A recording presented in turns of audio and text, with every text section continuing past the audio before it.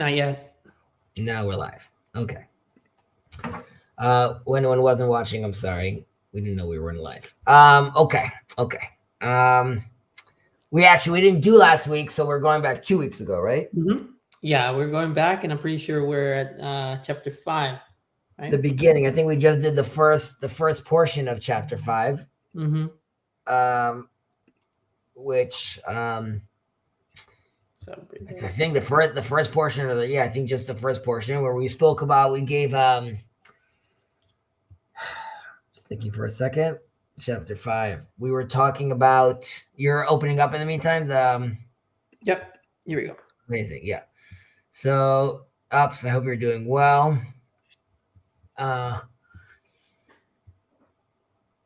Harris, wouldn't it have been like more beneficial if just people were doing like this stream at ARC? I don't know. I feel like that would be like people would enjoy that a little more. But we spoke about sort of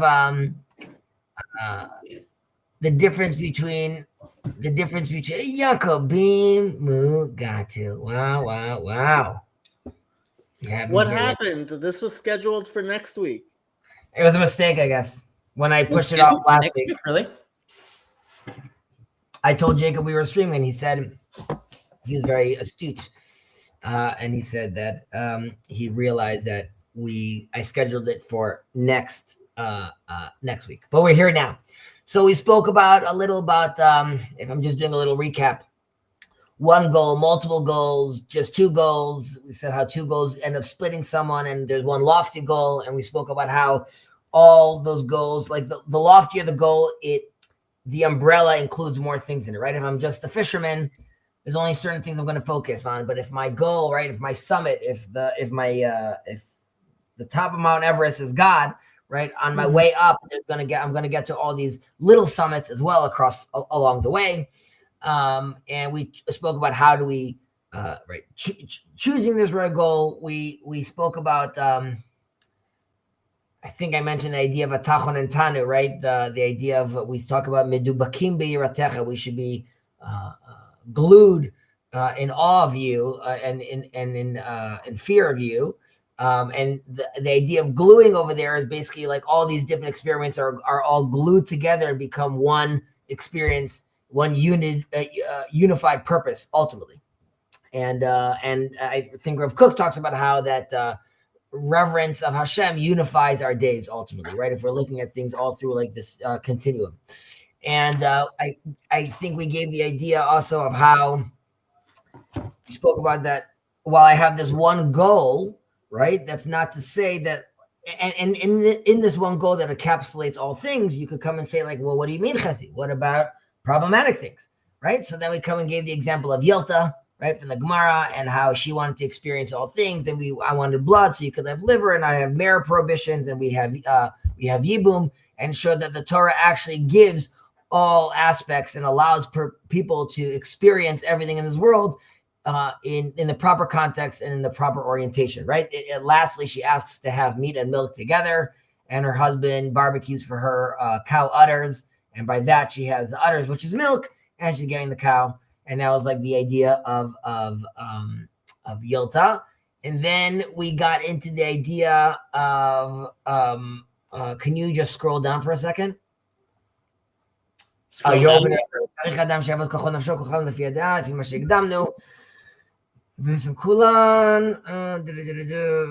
we ended at Vezot Ada Tachlit, right? Right. We spoke about the drinking, and we spoke about also the B'riyut Haguf over here as well. And how the mitzvot are there also, of course, to refine us and prepare us for deeper understanding as well. And I think we also spoke about the idea, all right, of course, ultimately, according to the Rambam, all of this is so I could better comprehend and have my apprehension of Hashem, of God ultimately as well. And this is what I want to be.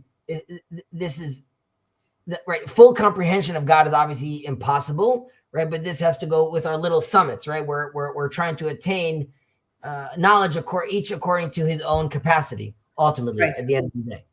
Yeah, I mean, it's interesting because also we're talking about the in the parasha we're talking about the Mishkan and the Bet Mikdash, and obviously there's a great idea. I don't know if it's particular to Chabad, but I think it's most famous there. Maybe of like Shachanti betocham, I would dwell within them.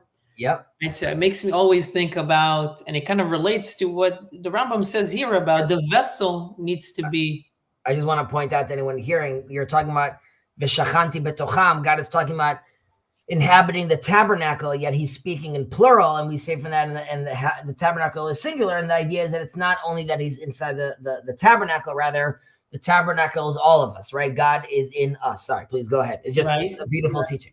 Yeah, and so just like the temple, it needs to be made of particular materials, and you can't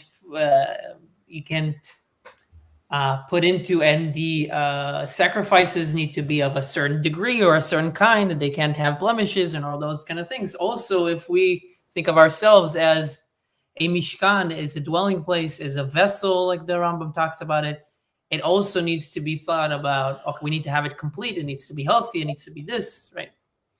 So all of this is kind of like beautifully, I think, connects. Yeah, and I think it's a good, before we go on to the next part, I think it's a good example of Meshachanti betocham, right? There's this, God wants an achdut, right? Achdut Hashem, or yichud Hashem, which is unity, harmony, integrating different things, right? Mm-hmm. And this is unlike uniformity, achidut, right? And we gave the example of Allah Akbar, right? God is above all, right? Which requires submission from us. And the Torah's idea of Hashem Echad, right? God encompasses all, right? And those are differences, right? We are unifying in the words of the in Chassidut, the nigudim, right? We're taking all these things together, and they all obviously find place in God. And this also relates to the idea of, even if I have one goal, right? Each human is different, right? The idea is obviously God is infinite, and each person, even though it's a unified goal, could still find his own sense of expression and individuality within his own journey up the mountain towards his relationship with the master of the universe. I'll just end with the idea that we always say in Tfilat Amidah, right? When I pray, I say, Elohei Avraham, Elohei Yitzchak, Elohei Yaakov. Jacob has been having a very robust conversation about Tfilat Amidah and how it, of course, it predates what the Christians are playing around with, but just how, whatever, it's a side conversation. But the point is, even there when we daven, we say, Elohei Avraham, Elohei Yitzchak, Elohei Yaakov. Why three different gods, right? Why can't we just say the God of Votenu. Of Avotenu, exactly, because each one had his own unique relationship with God. There's the God of Isaac, and as we of course know, God tells Moses that while I introduce myself to you under the Tetragrammaton, right, that was not the case with Abraham. It was under the name of El Shaddai, Meshaded Marachot, or whatever. That's a whole other limud. But let's continue on. Let's do it. Jacob, you have any comments, complaints? I was just gonna say, so Shachanti betocham is Rashi, who says that from the midrash. So yeah, it's pretty widely said, and yeah. Okay. No. Where do we stop off? So did we stop off here too? Because we talked about the Tachlit. No, I think we continued. Yeah, we continued till the Tachlitahi. I think we stopped in the middle. Mm-hmm. Yeah, exactly. There. One second. Yes, okay. I'll read the Hebrew. Go for it. I'll do the English. Okay. Jacob can do the Farsi. ועל היקש זה, ועל ההיקש, sorry. ועל ההיקש לא תהיה עד כוונתו אלא הנאה לבד, עד שיבחר מן המזון והמשתה הערב, וכן בשאר הנהגתו, אבל יכוון אל המועיל, וכשיזדמן שיהיה ערב, יהיה, וכשיזדמן שיהיה בלתי ערב, יהיה, או יכוון אל הערב על דרך חוכמת הרפואה, כמי שחלשה תאוותו במאכל. יאירה במזונות המטובלים הערבים שנפש האדם מתאווה להם. וכן מי שהתעוררה עליו מראה שחורה יסירה בשמיעת, this is crazy Rambam, beautiful Rambam, בשמיעת הניגונים ובמיני הזמר ובטיול הגנות בבניינים הנאים וחברת הצורות היפות וכיוצא בהם במה שיחיב הנפש. ויסיר חולי המראה השחורה ממנו, והכוונה בזה שיבריא גופו, הכוונה בזה ויבריא גופו לקנות חוכמה, וכן שיתעסק לקנות ממון, תהיה תכלית כוונתו בקיבוצו. Okay, sorry. Here. תכלית כוונתו בקיבוצו, שיוציא במעלות ושימצאו לחושי גופו להמשיך מציאותו, עד שישיג וידע מהשם יתברך, מה שאפשר לדעתה. Crazy Rambam. Okay. Why crazy? Well, tough. We'll get into it. So we are accordingly, maybe? Yeah. Accordingly, man will not direct his attention merely to obtain bodily enjoyment, choosing of food and drink and the other things of life, only the agreeable, but he will seek out the most useful, being indifferent to whether it is agreeable or not. There are indeed times when the agreeable may be used from a curative point of view, as for instance, when one suffers from loss of appetite, it may be stirred up by highly seasoned delicacies and agreeable, palatable food. Similarly, one who suffers from melancholy may rid himself of it by listening to singing and all kinds of instrumental music, by strolling through beautiful gardens and splendid buildings, by gazing upon beautiful pictures and other things that enliven the mind and dissipate gloomy moods. The purpose of all of this is to restore the healthful condition of the body, but the real object in maintaining the body in good health is to acquire wisdom.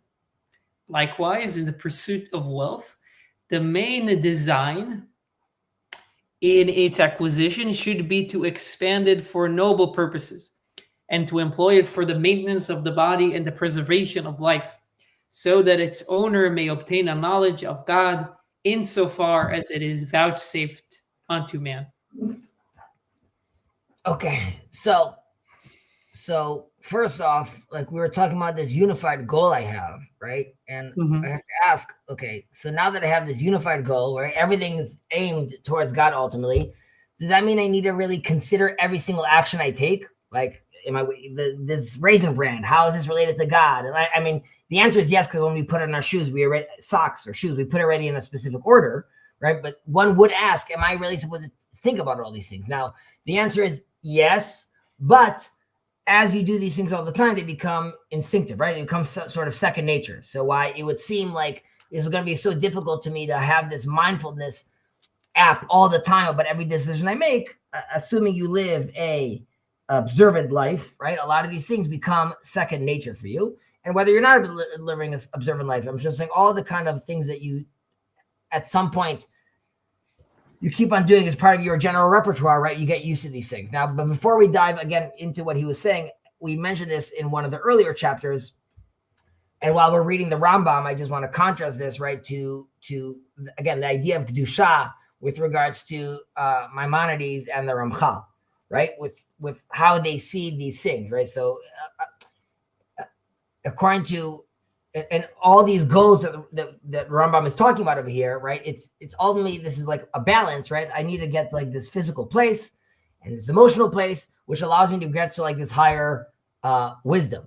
And the Ramchal talks about different stages. There's the Chassid, but eventually he talks about the Kadosh. And the Kadosh is because the Chassid really stays away from everything, right? This is why it relates to the essence.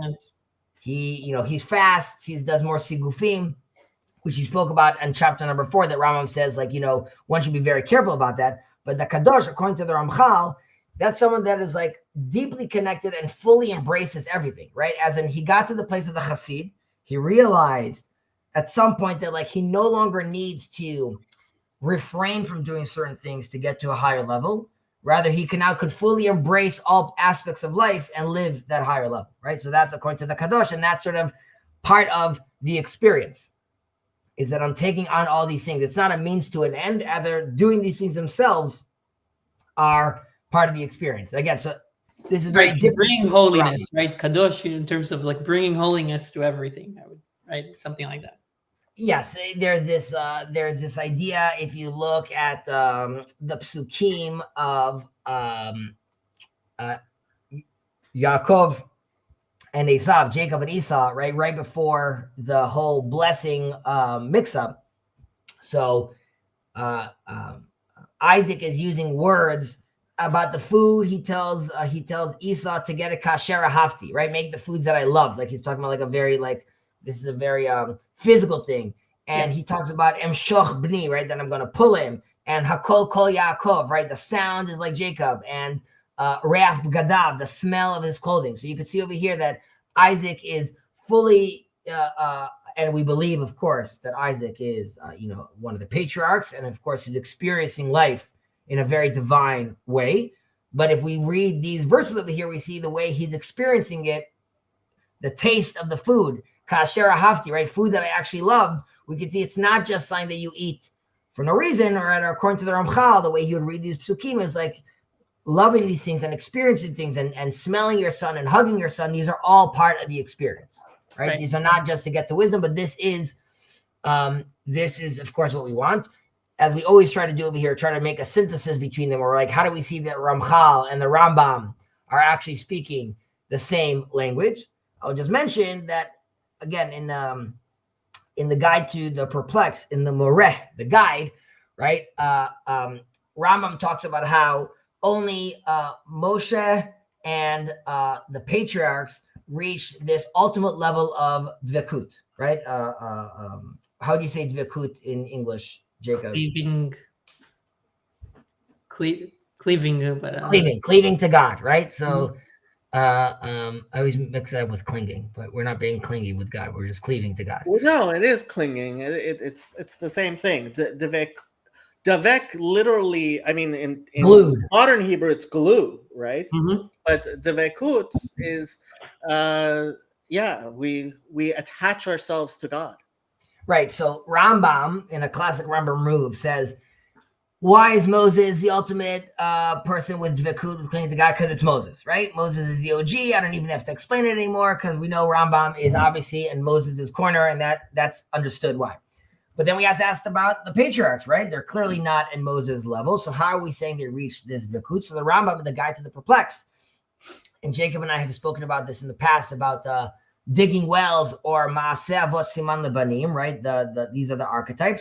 Rambam talks about that the patriarchs, all their existence, while they were being sheep herders, while they're talking, all of it was in essence aimed towards God, right? When we speak about that, the tefillot, avot tiknum, right? That the prayers were already set up by the forefathers. We know they're not saying word to word what we say today. However, they were experiencing prayer, right? And that's what was happening. So the Rambam also says that by, when Isaac or Abraham are even putting on their shoes or picking their tunic for the morning, already in that act, they're already doing dvekut leHashem, right? So, and this goes back to what we were saying about going back to this portion we read right now, that when the Rambam gives all these examples, and we could ask, how can I actually manifest in each one of these things my cleaving to God? The attitude is, if you're in the right mindset and you're being mindful, then of course these things are possible.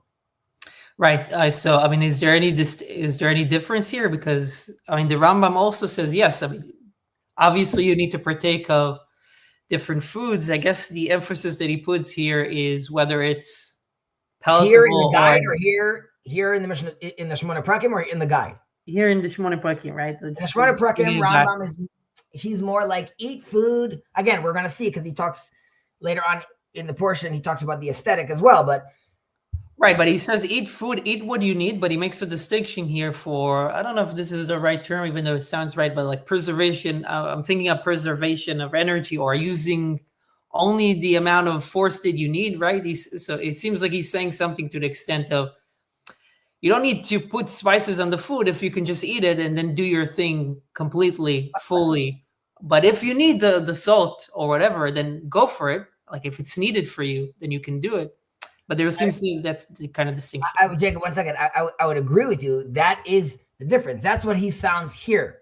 When I bring the Ramchal, and I gave the idea of the psukim from Jacob and Esau and Isaac, where he says kasher ahavti, right? That's not language that Rambam's using. Like, what do you mean the food I loved? What does that mean? Like, now the idea is in the guide, Rambam then does admit that no, the forefathers, the patriarchs, were actually fully experiencing their connection to God in all aspects of life, right? They were Moshe Rabbeinu. Yeah, I just want to like point to the paradox here, right? Because in one case, it sounds like the Rambam says, eat the food that you need, and if you need the spices, do it, which sounds like a compromise. Sounds like you're going down. But then in a sense, we, like you say, he says in the More, and what the Ramchal says, actually putting the spices could be a higher level than not putting the spices, because you're elevating the spices as well. The key word you're looking for here is mo'il, right? What she talks about over here. He's like mashe mo'il, right? Mm-hmm. So it's what's going to be beneficial, right? That's what you're prioritizing. So that health, even, or the food, is not the means. Is the means. It's not the end, right? Yeah. And so the way you should read the Rambam here is don't overindulge, don't put on the spices. Because I foolishly am trying to integrate the Ramchal, am jumping to the guide to the perplexed to show that the Rambam himself also agrees with this. So we started sort of discussing this earlier, which was people were asking about psychedelics and Orthodox rabbis. Mm-hmm. And Rabbi Breitowitz quite famously has said they have their place, and which caused a lot of people to lose their mind. And somebody, I forget who it was, said, well, didn't the Rebbe say something similar? Yeah, guess what? Judaism teaches Kol Rahmana Avid Latav Avid. Everything that has been created has been created.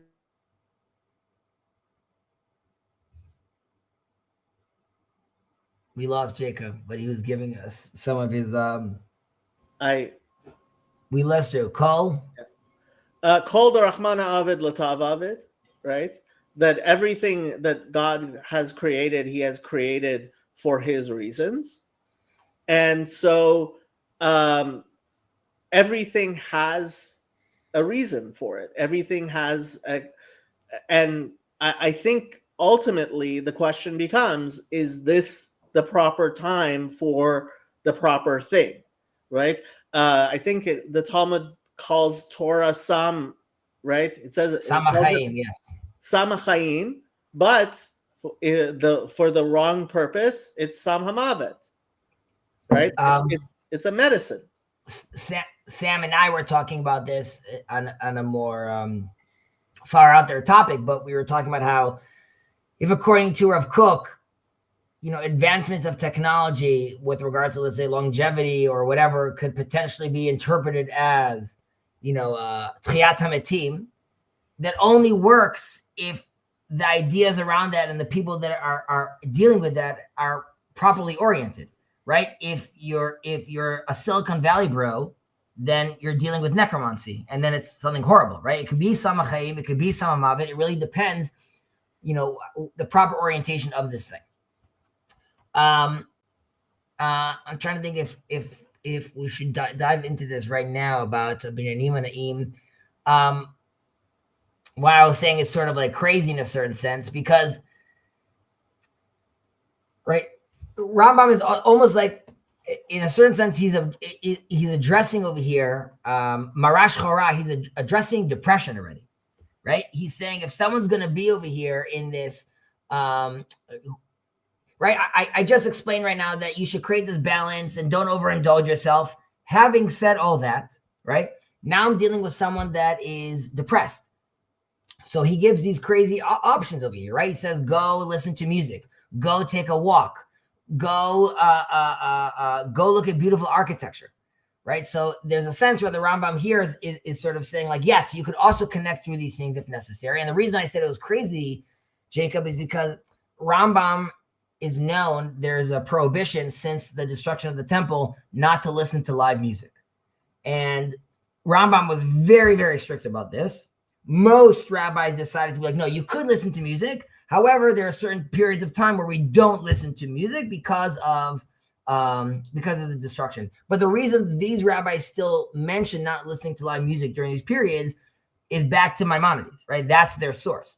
And taking that into consideration, Rambam then, of course, says, though, he's like, never listen to music live because of the destruction unless you're depressed, right? And then, of course, you should be listening to music because then there's a different route. And this is always important to remember about halacha, and going back to the Yota thing. The Torah says about many things no, and then and Jacob talks about this very often, which is you might ask a rabbi and he says no, and someone else asks him and the rabbi says yes, because there's different circumstances and there's different reasons, and he knows you. And so these are also, in many times, very personal relationships we have with the master of the universe. And of course, Maimonides manages in his wisdom to show us how to create that balance. Let's continue reading. Why don't you answer Upcycle Club? Sure. I didn't see the question. 1 second. 1 second. Read it out loud. Here we go. So, is it safe to say that the intellectual and moral virtues that the Rambam elaborates on here are the essential components of Chokhmah?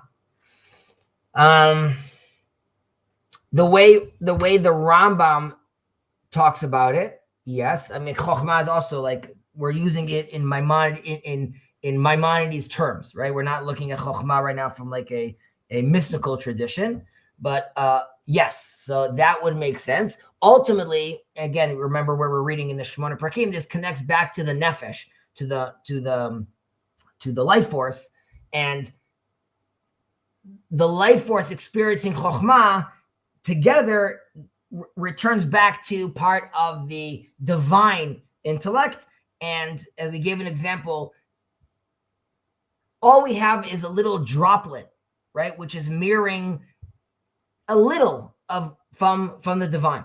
And the goal is to do everything we can to orient ourselves towards that, so we could fully refine that element of ours, of our wisdom, so then we could best understand and apprehend God in its limited form.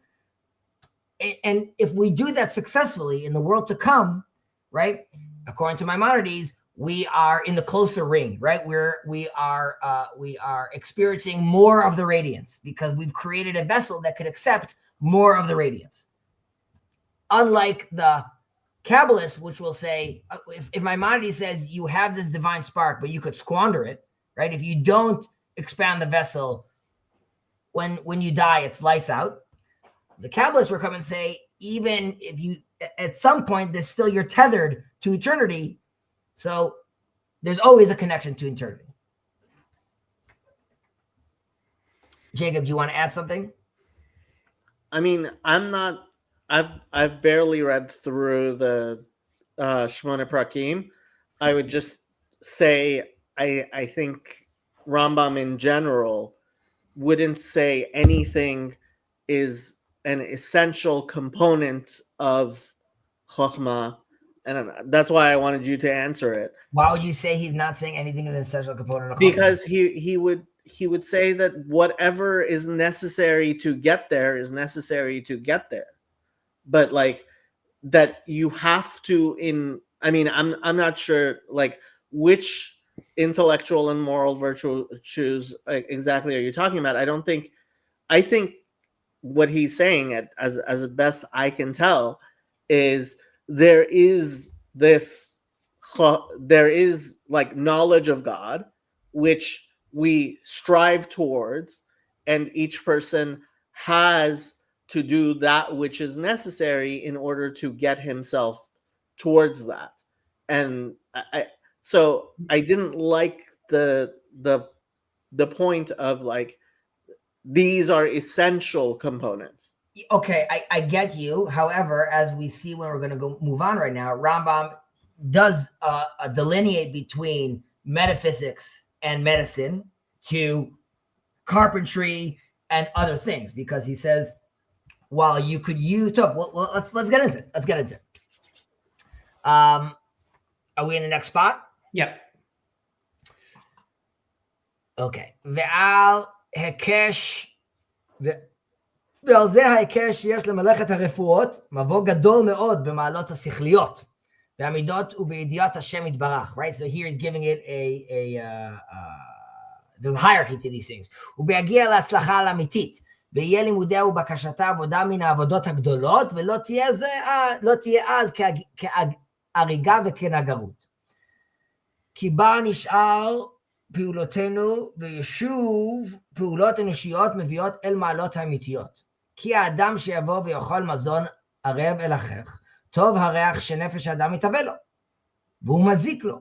ואפשר שיהיה סיבה לחולי קשה או למיתת פתאום, זה ובהמות אצלי שווים. ואין זה פועל האדם, מאשר הוא אדם בעל שכל. אמנם הוא פועל אדם מאשר הוא חי, נמשל כבהמות נדמו, where we see in תהילים, ואומנם יהיה פועל אנושי כשיאכל המועיל לבד, ופעמים יניח הערב ויאכל הנמאס, כפי בקשת המועיל. וזה פועל לפי הדעת, ובזה נבדל האדם בפעולת מזולתו. וכן כשיתהווה, one second. Can you scroll down? It looks like stuck on my screen. Oh, sorry. מבלי שישמור הנזק והתועלת, יש לו זה הפועל מאשר הוא בעל חי, לא מאשר הוא אדם. ואפשר שתהיה הנהגתו כולה לפי המועיל, כפי שהזכרנו, אלא שישים התכלית, בריאות גופו ושלמותו מהחולים לבד, ואין זה חסיד. כי כמו שבחר זה הנעת הבריאות, בחר זה האחר הנעת המאכל, right? He chose this, או הנעת המשגל, וכולם אין תכלית אמיתית לפעולתם. אבל נכון שישים, does that make sense? אבל נכון שישים תכלית, אבל הנכון, the right way. שישים תכלית כל מה שיתעסק בו, בבריאות גופו והמשך מציאות על השלמות, כדי שישארו כלי כוחות נפשו, אשר הם איברי הגוף שלמים, ותתעסק נפשו מבלי מונע במעלות המידות ובמעלות השכליות, וכן כל מה שילמדו מן החוכמות ומן הדעות שישיג. Okay. Take it away. Okay. From this point of view, the study of medicine has a very great influence upon the acquisition of the virtues and of the knowledge of God, as well upon the attainment of true spiritual happiness. Therefore, its study and acquisition are preeminently important religious activities and must not be ranked in the same class with the art of weaving or the science of architecture, for by it one learns to weigh one's deeds, and thereby human activities are rendered true virtues. The man who insists upon indulging in savory, sweet-smelling, and palatable food, although it be injurious, and possibly may lead to serious illness or a sudden death, ought, in my opinion, to be classed with the beasts. His conduct is not that of a man insofar as he is a being endowed with understanding, but it is rather the action of a man insofar as he is a member of the animal kingdom. And so he is like the beasts who perish, from quoting from Psalms. Man acts like a human being only when he eats that which is wholesome, at times avoiding the agreeable and partaking of the disagreeable in his search for the beneficial. Such conduct is in accordance with the dictates of reason, and by these acts man is distinguished from all other beings. Similarly, if a man satisfies his sexual passions whenever he has the desire, regardless of good or ill effects, he acts as a brute and not as a man. It is possible, however, for one to shape one's conduct entirely from the point of view of utility, as we have stated, with no aim beyond that of maintaining the health of the body or guarding against disease.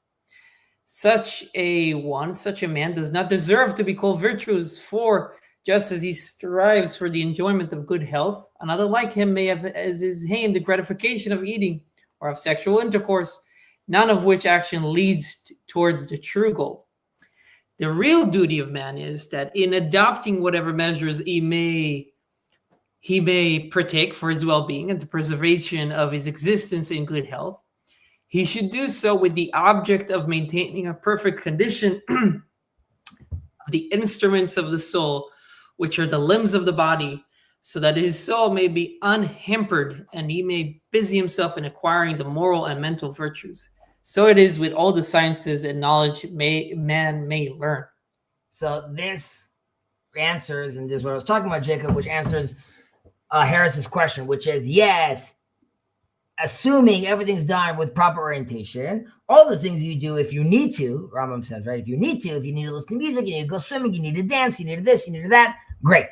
Okay, but of course, doing those things are all secondary and only if you need to, and they must be aimed towards God. However, Maimonides, aside from him being, right, his bias being a doctor, his attitude is, and we said this in the earlier chapter, how metaphysics and physics, by studying them, you are literally studying also understanding God's knowledge, right? So that's at one level.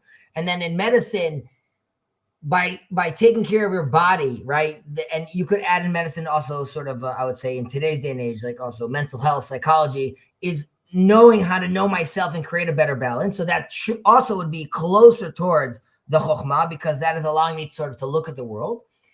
Everything at that point, everything from that point on, of course, could be done, right? But like the Rambam says over here, if I decide to eat just because I want to go to an all-you-can-eat, then I'm obviously not orienting that properly. If I decided to get the all-you-can-eat so I could have all the people over at the celebration of the Siyam HaShas that I'm going to have, and because it's all-you-can-eat, everyone can eat right now, I used that and I oriented it properly.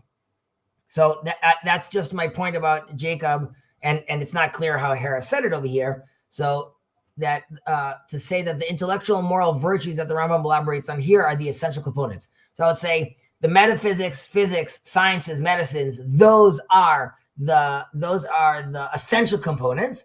And I would say everything else on top of that could be added. And if oriented properly, also become, I don't know if they become essential, but they become a tool. Jacob, your thoughts on this? I hear you. You hear me. All right. Hemshachnu. Yep. Sorry, that was rude of me. Ben. No, I don't have anything. I'm trying to think. I don't have anything useful to say, I don't think.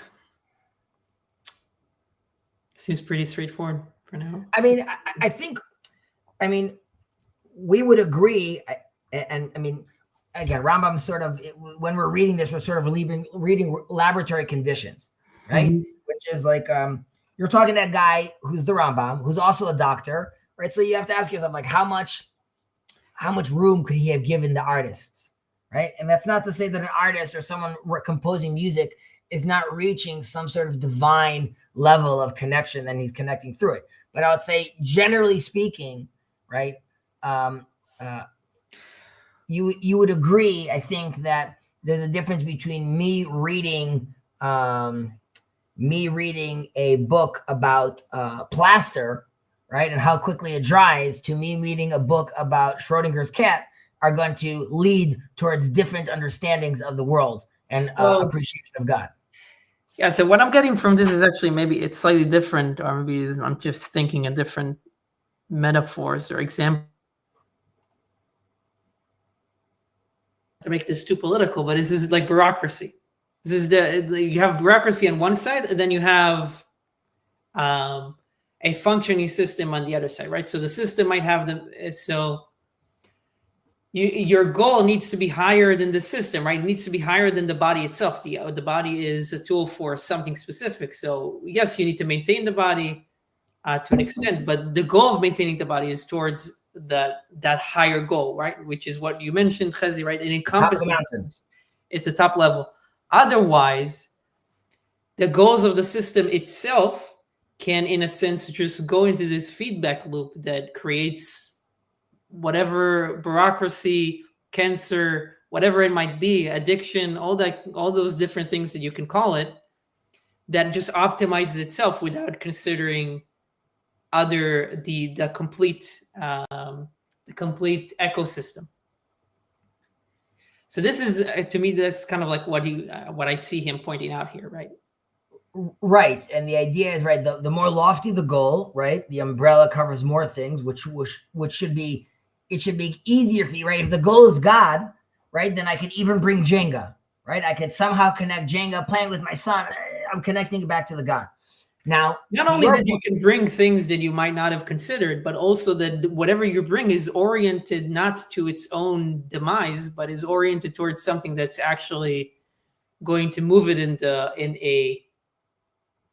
a good direction, or in a lively direction, because otherwise it will just loop around itself, like I said. Right, but that my point was, so now I take music, I would just say these are all the little summits, right? Which is like, I could get to a point where music could get me this far, right? Then it becomes a problem if I just stay there and I'm looping into there, like you're saying right now. But it is okay for me to be aware that there are other summits along the way. And if I get them through different routes, right? It's not like I get to the top only through metaphysics and that's the only thing I could study, right? Okay, let's continue. Weiter. Scroll down.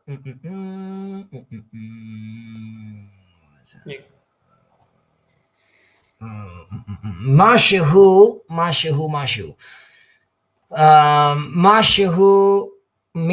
מהן דרך לתכלית ההיא, אין בו דין ודברים, ומה שאין בו תועלת לתכלית ההיא, כשאלת החשבון, וספר החירותים והתחבולות, ולהרבות משאלות אל ההנדסה, ומשיכת המשקלים, והרבה כיוצא באלו, תהיה הכוונה בהם לחדד השכל, ולהרגיל כוח השכלי בדרכי המופת, עד שיגיע לו אדם קניין ידיעת ההיקש המופתי מזולתו, ויהיה לו זה הדרך שיגיע בו לידיעת אמיתת מציאות השם יתברך.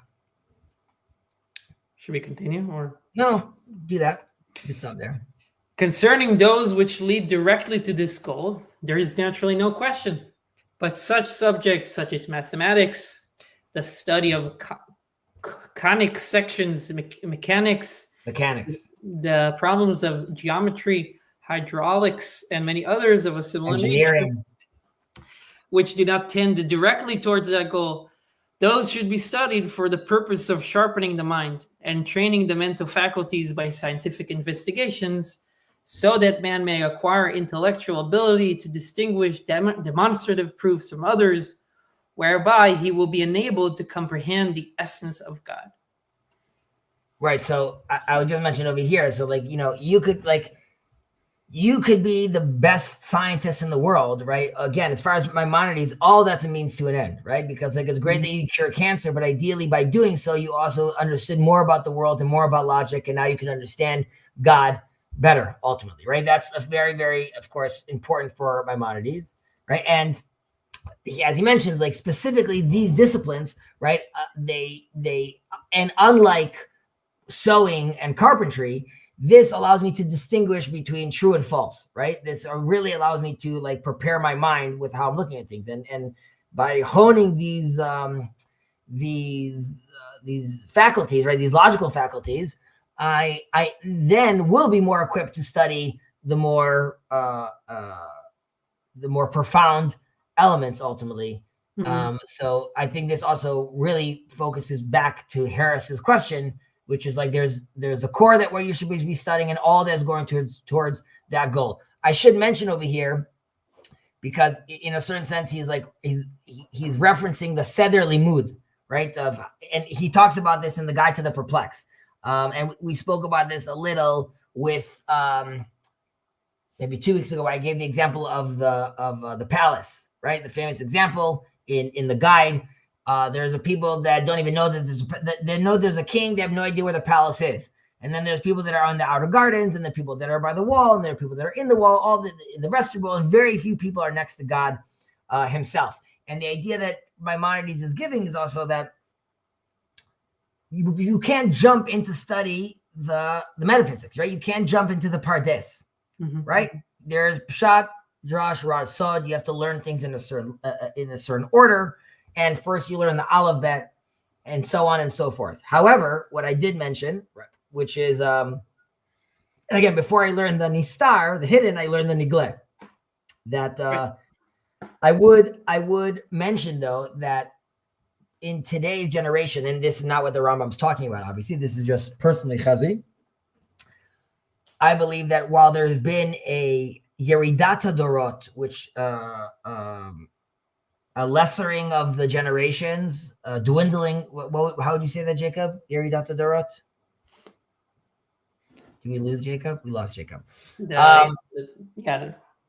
Sorry, I wasn't listening. What did you say? I said, how do you say yeridat dorot? The descent of generations. The descent of generations. So I would say, in Judaism, we have this idea that each generation, because it is further away from Sinai, it is a lesser spiritual generation. Although I have to say, Rabbi Burton, who is a Maimonides expert, seems to really believe that Maimonides believes Yeridat HaDorot is caused simply by dispersal, not by being further away from. So agreeing with that, with what Burton said, I believe also that it's true that as individuals there's been Yeridat HaDorot. I think as a collective there's been an Aliyat HaDor. And I would argue that what Maimonides talks about over here, right? He's basically saying, like, if you study mathematics and this and all these stuff, then the guide for the perplexed is relevant for you because you've just turned yourself into a perplexed person because you've taken on all this information. But most people at the time were playing with rubble. And so in today's day and age, right, when your child already studies biology, I would argue that, of course, you should have teach him the aleph bet. However, I don't think it requires now to wait as long. And we see this with the growth of Chassidut, of course, and like the idea that people used to not running around talking about Mashiach, but now they are. That slowly but surely the generation as a whole wants, needs, and expects to understand a deep, true Torah. They're no longer satisfied anymore with the surface level. And I think I gave this example of and Rabbi Shirky talks about this a lot, which is if this was like 500 years ago and you wanted someone to put on phylacteries, right? You'd say the rabbi says you should put on phylacteries and like it's good, like it will give you a long, good life. And most Jews would just do that because that's sort of where the questions end. And today you have people saying like, how does it relate to global warming and how is it going to save the world? And how am I feeding the hungry? And like, it's not enough for me just because he said so. And what we have to remind ourselves that if we've gotten to a generation that now demands this, right?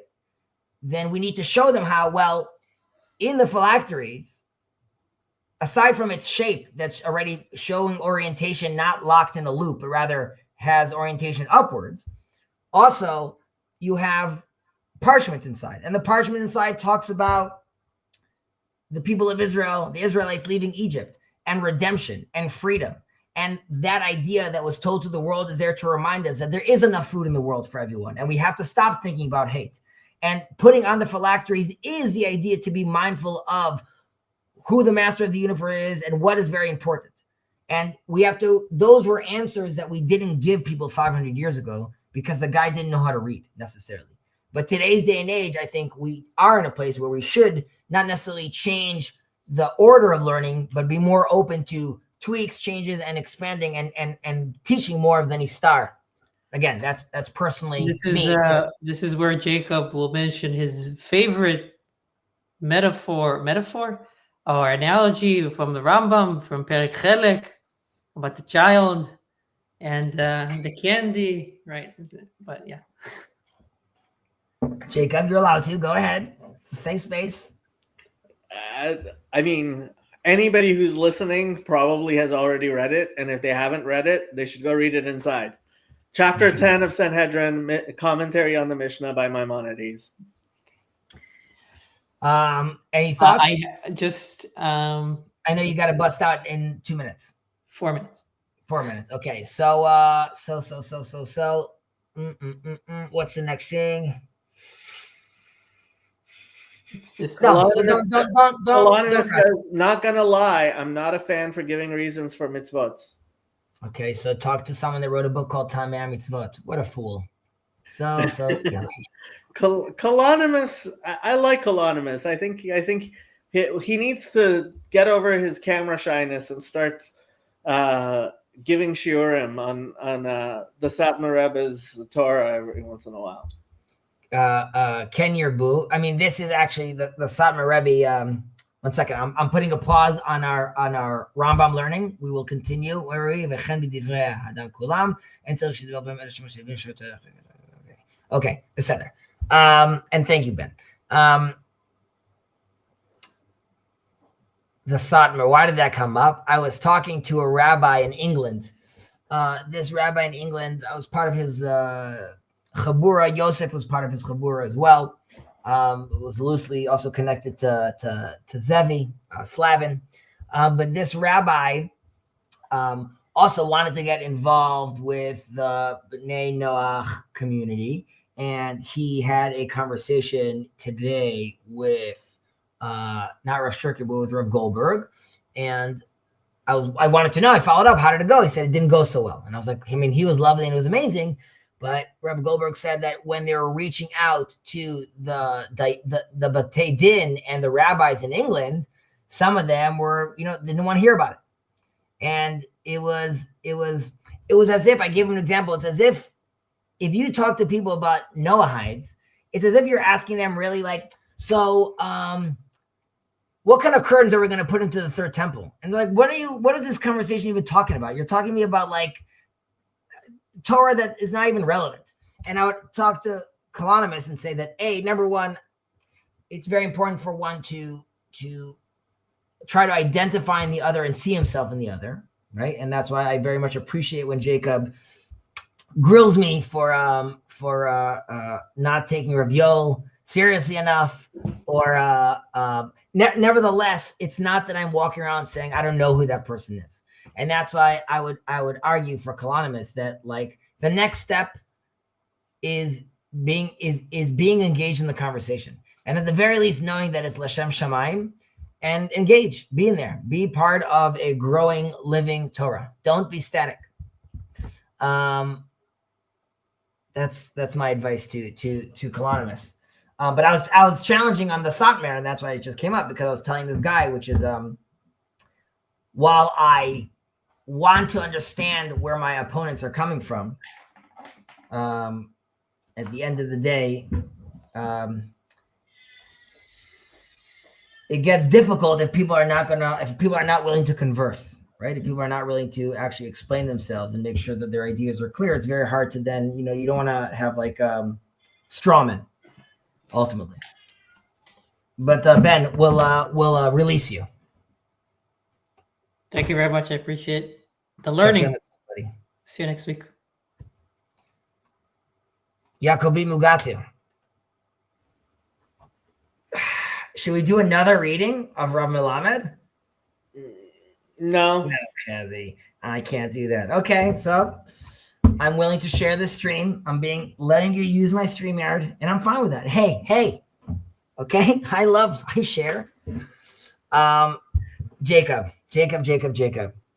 Chezi. Tell me secrets. Tell me Torah. Teach me. Teach you? I don't know much. You're the one. You're the rabbi around here. Remember? So, my cousin who's coming to Israel, he's like, "How do you know Chezi?" And I said, "Well, you know about my YouTube channel, which he knows a little bit about. I was trying to. I saw Chezi and I tried to recruit him to be the rabbi." I'm telling that we're not talking about geopolitics. We're not. If we are talking about geopolitics, it's only because, like the Rambam, it's being oriented back towards God.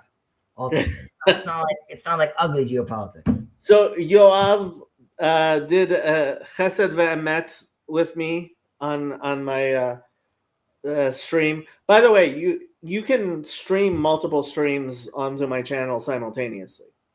That's not a problem. YouTube allows multiple streams on the same channel for some reason. I mean, I guess you could take it back to Maimonides, because I want to have the meta conversation. What do you do when you're grasping in the dark? We don't know what we don't know. We're looking at a black box. We're looking at a world which I can tell the world is changing dramatically. I keep on going back to the changes when the Soviet Union fell. When the Soviet Union fell, I don't even remember what year that was. 92, was it? What year? When the wall falls? Yeah, or 89? I feel like it's like in the 80s. No, when did the 89. Soviet Union dissolve? Like that Yeltsin took over.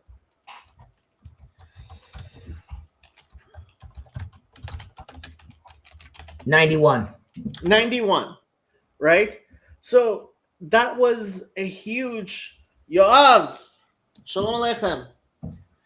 That was a huge seismic shift in geopolitics, in human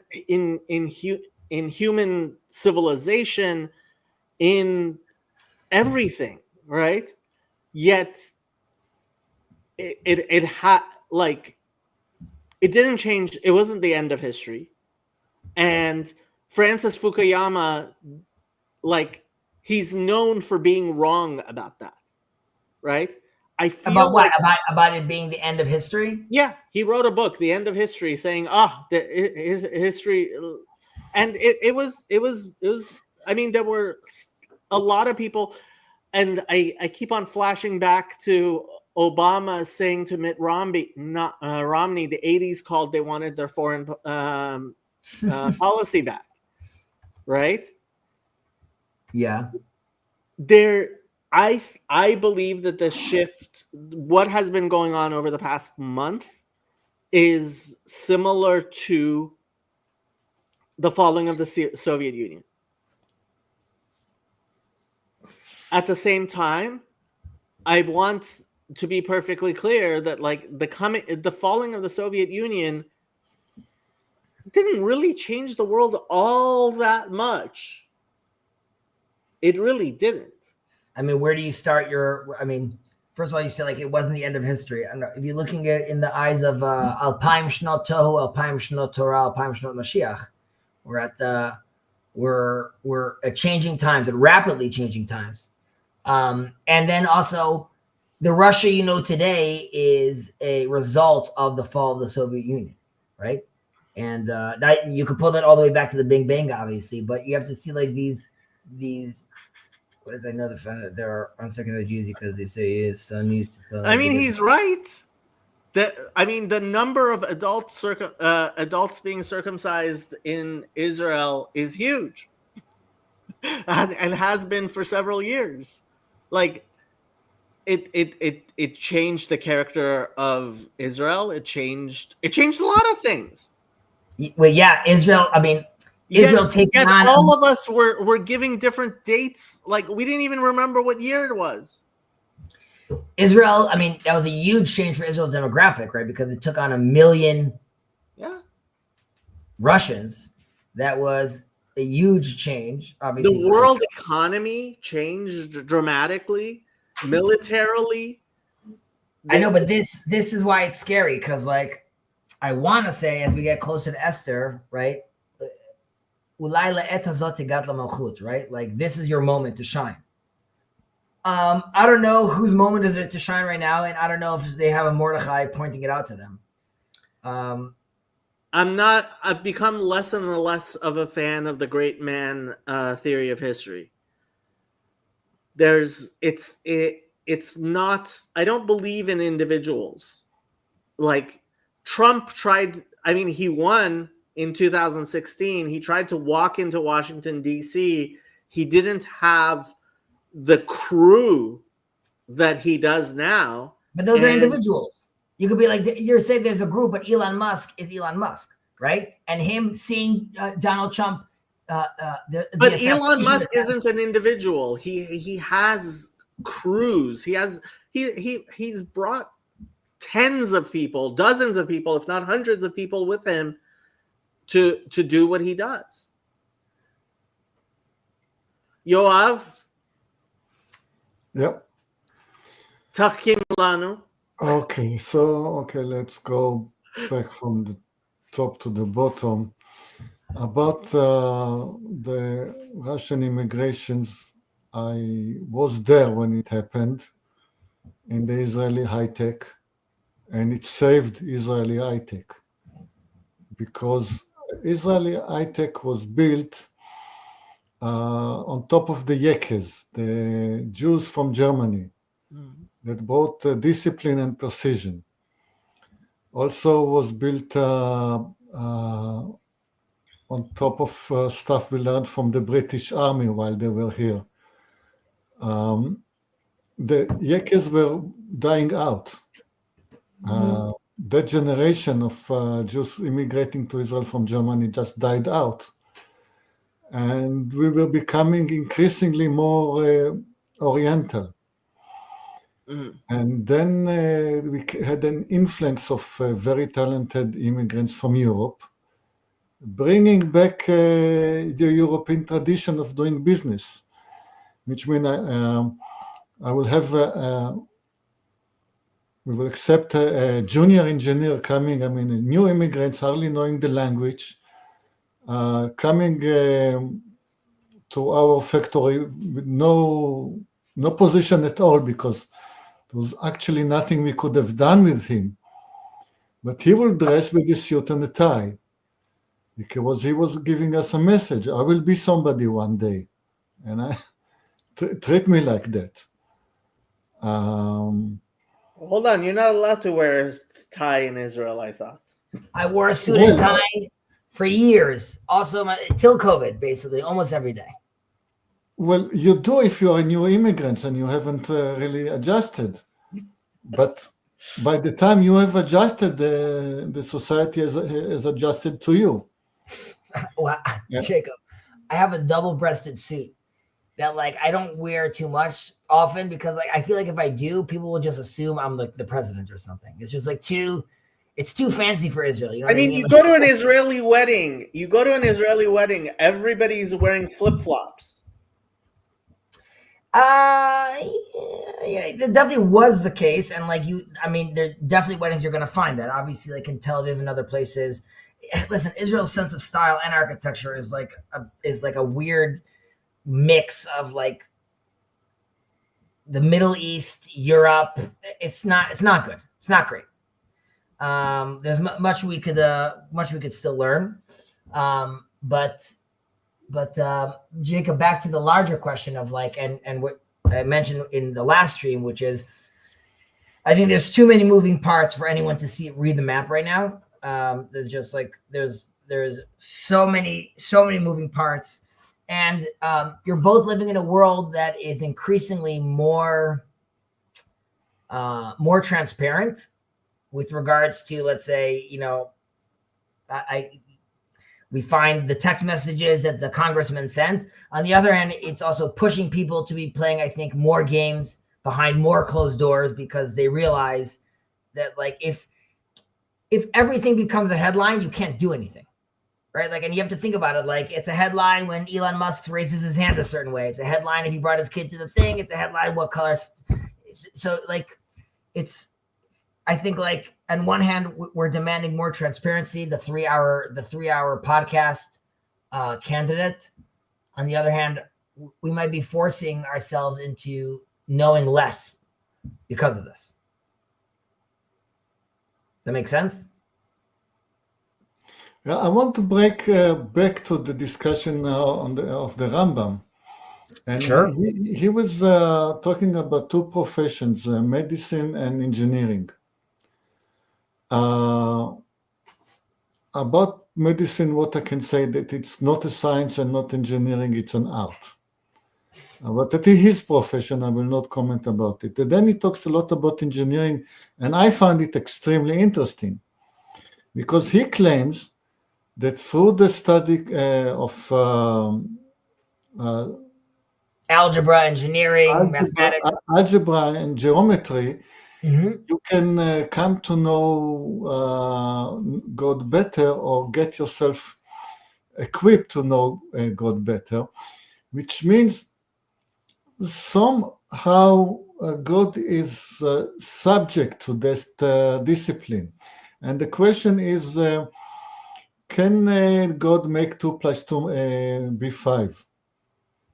And I think that in our culture, we accept that this is a principle that even God is subject to. And I think that there are certain streams of Islam that will say, no, God is about everything and God is above logic and above mathematics.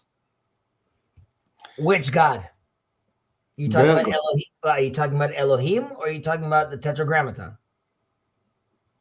He's talking about Muslims. No, I know, but even his earlier part about talking about Maimonides over here is saying like we are accepting that 2 + 2 = 5, and even God is. Hold on. Very clearly, the Jewish answer, I have to say, is no. God cannot make 2 + 2 = 5. Not in this context. No. God cannot create a stone so heavy he can lift it. That's not a thing in Judaism, because in ascribing that to him, like this is part of the whole apophatic thing. Like you are ascribing, like God cannot die. The Jewish God cannot die. The Christian God can die.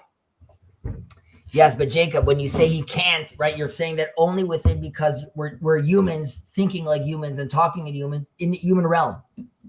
Because the opposite of, just because you reword something doesn't mean you're not ascribing our God is good, our God is great, our God is. So if you want to say God is not bad, you can. You can't say God is bad. And in a similar way, you can't say God can do the impossible. It doesn't make sense. Linguistically. Okay, but never mind your discussion. The Rambam is very clear about it. He said that studying algebra and engineering is of benefit. It is relevant. And this is important for me for two angles. The important thing is that it makes the idea of Jacob's ladder plausible. For me,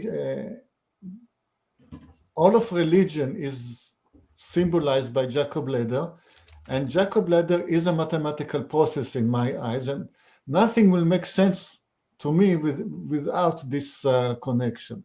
That's one. The second thing is about the implausibility of creation. I mean, a strong argument for the existence of God is that this universe couldn't have come at by chance. Mathematics, it's not that physics prohibits it, mathematics prohibits this.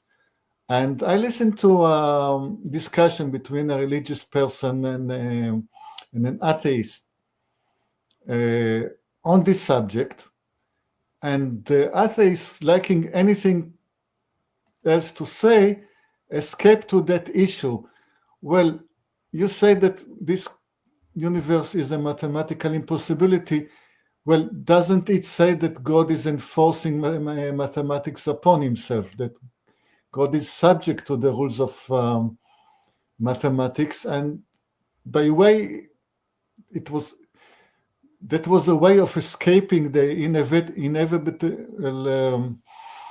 conclusion that indeed the improbability of the world is significant. So yes, I'm drawing a lot of support from this position of the Rambam. I would say, though, that, and unlike the Rambam, the Ramchal would say that God is working within nature. However, the people of Israel, right, don't deny nature, but they could suspend nature. Or when they meet, like the Ramchal will say that when they get to the Sea of Reeds, it's unnatural except for that moment, as in if you had to look at it through a microscope, so to speak, or you're making an equation at that date when the Israelites come to the Red Sea, like then that is natural what's supposed to happen. It's a very, very specific moment that would happen. And like you said, I think once you said, like, given today's science and know-how, we could potentially even predict that happening, right? But at the time, it has to do with when that's happening and how that's happening, and that really what qualifies it as a miracle. But again, that requires one to look at Israel, the people of Israel, as part of that equation. Yeah, this is why this subject we got to of the discussion between you two about the existing of the state of Israel. When I look at this, at any moment, when I look at the state of Israel, it doesn't look miraculous at all at the moment. But just zoom out 10 minutes and you get already 10 miracles happening in sequence. Yes, this is obviously a conversation that Jacob and I frequent with regards to, like, what qualifies as the miracle, what qualifies as It's all miracle, and it's none of it miracle. That's well, I specifically refer to, let's say, ad she'echfatz, right? Like, how do you define what the return looks like? you can only see God from behind. Right, but I would argue that if you cannot look into God's face and live. You cannot look into God's face and live. You're right, but now we're almost in this space. Humor me for a moment. You're in this space where you're sort of like looking. If you can't look at him directly, you can only see him on the side. You're sort of looking, because things are happening so fast right now. It's almost, you could be looking from the side and saying, like, that just happened and this just happened. I don't have to wait a week. I don't have to wait like 10 years and be like, oh, I could see now. It's sort of, these things are presenting themselves all the time. And one should be very careful, which you could see online happening, like, oh, this is the verse in Amos 3. It finally happened. Like, people shouldn't run to look at Bible verses right now and say, like, this is what's happening. I am going to quote one of my favorite quotes ever from Franz Rosenzweig. The expectation of the coming of the Messiah, by which and because of which Judaism lives, would be a meaningless theologomon, a mere idea in the philosophical sense, empty babble, if the appearance again and again of a false Messiah did not render it reality and unreality, illusion and disillusion. The false Messiah is as old as hope for the true Messiah. He is the changing form of the changeless hope. He separates every Jewish generation into those whose faith is strong enough to give themselves up to an illusion, and those who hope is strong enough so that they do not allow themselves to be deluded. The former are better, the latter stronger. The former bleed on the altar of eternity of the people. The latter are the priests who perform the service of the altar. And this goes on until the day when all is reversed, when the belief of the unbeliever will become truth and the hope of the hoping a lie. Then, and no one knows whether this day may not be this very day, the task of hoping will come to an end. And when the morning of that day comes, everyone will who still belongs among those who hope and not among those who believe will run the risk of being rejected. The danger hovers the apparently less endangered life of the hopeful. That's why I choose to believe, and I live here. You're hoping. Look, I have a picture of the Yanuka on my wall. I have hope, but until it becomes reality, I have a picture of the Rebbe on my wall too. And there are too many people who insist that the Rebbe is still the Rebbe and we're still living in the 7th generation. And that's keeping Chabad false messianism leads to korbanot, and it has always led to korbanot. Most of the Jews didn't leave Egypt. I guess they wanted more. They wanted Okay, to and Rabbi Wein constantly would say of the people who didn't go back with Ezra and Nehemiah, some people just don't get it. And he meant the people today because he moved to Rehovot, and may he live long and be well. He's still living in Rehovot. But what can I tell you? The Jewish, like Isaiah 53, why as Jews we don't read Isaiah 53 more than Christians is beyond me. Hine Avdi. Hine Avdi. I want to point out what Cal says of here, just to be fair, right? Chamushim Yatzum Mitzrayim. And if you read the Rashi over there, it talks about how, like, a group that left. Some even say people with Shevet Ephraim that left early. Some even liken that to Messiah, son of Joseph, right? Which also, is this earlier rendition of it. Yes, people that left early also died. I don't know. I'd rather be early than be late. Jacob, just if you want to, just on the Franz Rosenzweig quote, if you read in the Zohar, there's a lot of talk about the Yanuka as well, and there is Sod Benayahu ben Yehoyada, and in the Sod of Benayahu ben Yehoyada, it likens he's the Mashiach, and he likens him to a lion, and there's a conversation about Jesus, and you can see there was a fascination around the concept of Jesus also in the Zohar, which is they hold at a very high esteem, but ultimately break down, showing that it's false. But it's just your point about those false messiahs, path makers, as Maimonides says. But I don't know. To me, it's hard sort of to talk to you about this because it in some sense, you're so on the front lines of Torah today, right? Like these conversations of interfaith and specifically working with the Noahites to me is very much us, the beginnings of us taking on our universal role. On the other hand, you still speak so much like an exiled Jew, which is because I live in exile and I realize I live in exile and I'm trying to work towards the redemption, whereas you live in your delusion that you're not living in exile. Redemption is here, baby. It's not. That's redemption is the starting point. Yoav, tachkim lanu. I don't understand. What is the mistake in living in Rehovot?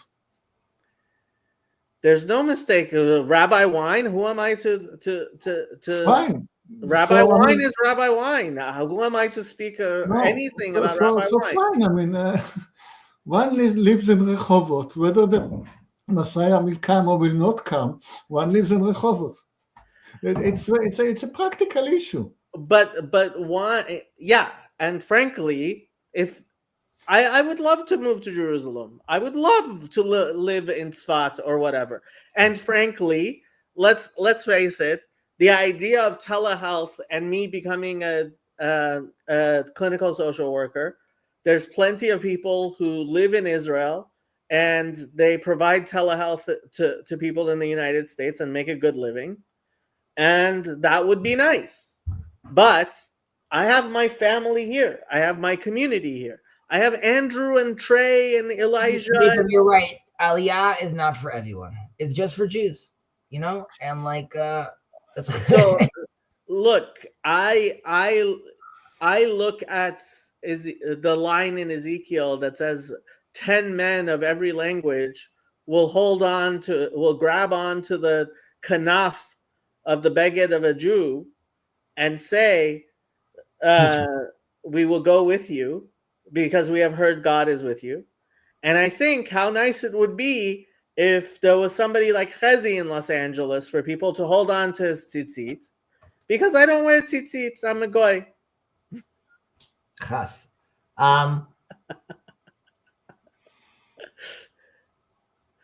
Okay. Yeah, but Jacob, your problem is that you have a choice. For what I know about the Jews from affluent countries, It's that they have the choice. I mean, they will forever be there. I mean, they will immigrate from one place to another, and then they will regret it, and they move back, and they move again. The beauty of my position is there was actually never a choice, because when my grandfather immigrated to Israel,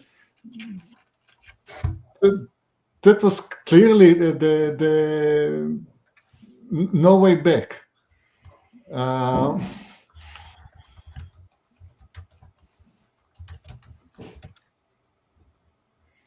I have to pull up? Do I have to pull up this picture? לכל מקום שאני הולך, אני הולך לארץ ישראל. Do I have? I mean, I guess I have to pull up this picture. Pull it up, Jacob.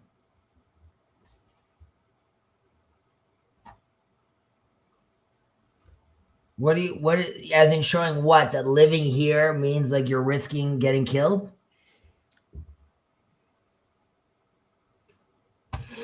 Sorry, I don't understand the message. What is your message? Israel's dangerous. Yes.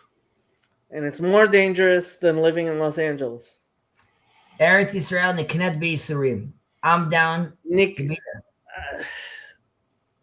look. I would ask that question differently. For what sins have we paid? I think clearly we have sinned, and clearly we are paying for our sins communally as the state of Israel. There's no question. I mean, the sin is very clear for everybody to see. It's written on the wall in very big letters. And if the Jews will sin in Los Angeles, I don't predict good things coming to them. It's not about the location. מפני חטאתנו גלינו מארצנו. And I have to say, I think part of the sin, and that's why what I'm doing here and what Chezi is doing here, part of the sin is that Mamlachet Kohanim li, that ultimately we haven't been a Mamlachet Kohanim. Yes, but now you have the opportunity in this scenario to be those people, right? To rise. I mean, this is what I talk about all the time, to rise to the occasion of how we're fumbling, how we're stumbling, and how we don't have that, and that we're not using that language. But this is what I was telling this rabbi I was talking today, which is because he was saying how he ultimately thinks like, we should see where the other one's coming from and be humble and like, try to create a space for different ideas, right? And he was talking about, let's say Satmar, or specifically these rabbis in England that didn't want to accept the Noahide sort of idea right now, concept right now. And he was saying how he can't do it himself, because if he does it himself, he's going to be blacklisted and won't be able to teach in the schools he teaches and things like that, because as far as they're concerned, okay, now, I want to be in a place of Elu ve'elu, and it's all in heaven's sake. And we've done that. We've done that dance for a very, very long time. However, the Torah that you're talking about, Jacob, right now, right? Goy Kadosh, of Mamlechet Kohanim, that requires a non-exile mindset, number one. Even if you want to try, before you start rolling your eyes, how can you be the Goy Kadosh in exile? You would agree you can't, right? Lahafach, I think you can only be a Mamlachet Kohanim. I think the reason for the Galut is that you have to be nivzar among the Goyim. So like Shimshon Raphael Hirsch, right? Like exile is fine. We'll just make it now from the diaspora. We'll just like everyone will become his own little Israel and will, support the world. Or you have to realize that the Torah of Yeshurun, the universal Jewish stance, the Noahide Torah stance, having this conversation, you can't even form this kind of conversation or have the toolkit to do it if on the other side you're being denied and being told like, no. That's gobbledygook. You can't do that. We're not going to teach that Torah either, right? So I have no idea what you're saying. I'm saying these rabbis in England are not only are they saying like that's a nice idea, but like it's lo shayach. They're not interested in that. And then there becomes a bigger chasm when I'm trying to say like, okay, we need to move to the next stage. And other people are saying, I'm not even interested in having a conversation about a next stage. I'm not interested in a conversation Right. about the next Right. stage. So there will I am be- interested in a conversation about this stage. And this stage is still a moment of galut. Yes, as long as you keep on talking about it that way. If you Oh, don't, only if I have the consciousness that Jesus is the Messiah, then he will be the Messiah. You're talking shtuyot. what does shuva elai v'shuva lechem look like to you? It looks like Jews actually keeping the Torah as How it has many been of them? taught How for many? thousands of years. What How are you many? talking One about? second. But the shuva lechem, right? The return is at 14 million, 13 and a By half, the way, I have to 12. leave in 2 minutes. I'm just saying, how do you qualify the return? Every Jew keeps every single commandment according to which rabbi? Okay, see, this is going back to Maimonides, right? What Torah is, and this is what the Rebbe always said, "Mipnei chatatenu galinu me'artzenu," and the idea that in making human efforts to conquer the land, right? Eila beherecha ve'ela besusim ve'anachnu b'shem Hashem nigdo. Why did we even send out 12 spies? Just God make it okay. Why did Hashem let them jump in the water? You don't want to hear. You don't want to hear. No, I do want to hear. Just like claiming Elu Verecha ve'elu Besusim, I could say, what about the prophecies that when the land starts bearing fruit, it's time to come back? We could just ignore that, right? Doesn't mean anything. Chezi, ultimately, it has to be about turning to God, and the Declaration of Independence of the Medina Shel Gehinom was very specifically was not about God. Besides putting in his name as the Rock of Ages. Yoav has something to say. The other day, we had a discussion about religions. Yeah. And we say, it's okay for the Jew to be Jew. It's okay for the Christian to be Christian. It's okay for the Muslim to be Muslim. All religion is better than no religion. That was we read last time. So there are two versions here. And I say it is okay to Jacob to be Jacob, and it's okay for Chezi to be Chezi. It's not mutually exclusive. If you find yourself, I find myself in a position when I was born to certain circumstances, when my family is here, and my history is here, and my language is here, I will go along that path, and I will not dither. Am I going to go to England maybe, or maybe to France? Maybe Germany is better. I'm going to go on my path. And I really want Jacob to go on in his path, because his path is just as good as mine for sure.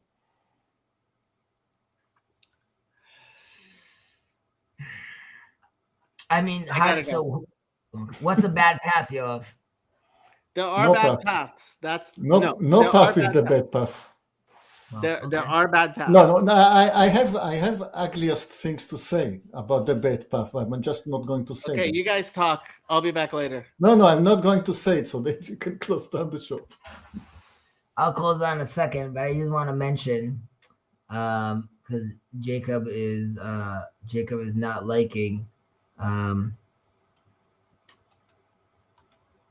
Jacob is saying that the Declaration of Independence was basically like a secular document, which it is, and we're clearly not there. However, it doesn't mention the word democracy once. It doesn't talk Israel. It talks about a Jewish state. It talks about the visions of the prophets. It talks about the Rock of Ages. So he could call it secular. I think Yoav would agree with me. If any politician would propose that language today, he would be dubbed a messianist. Yeah, but at the time, that was the common denominator.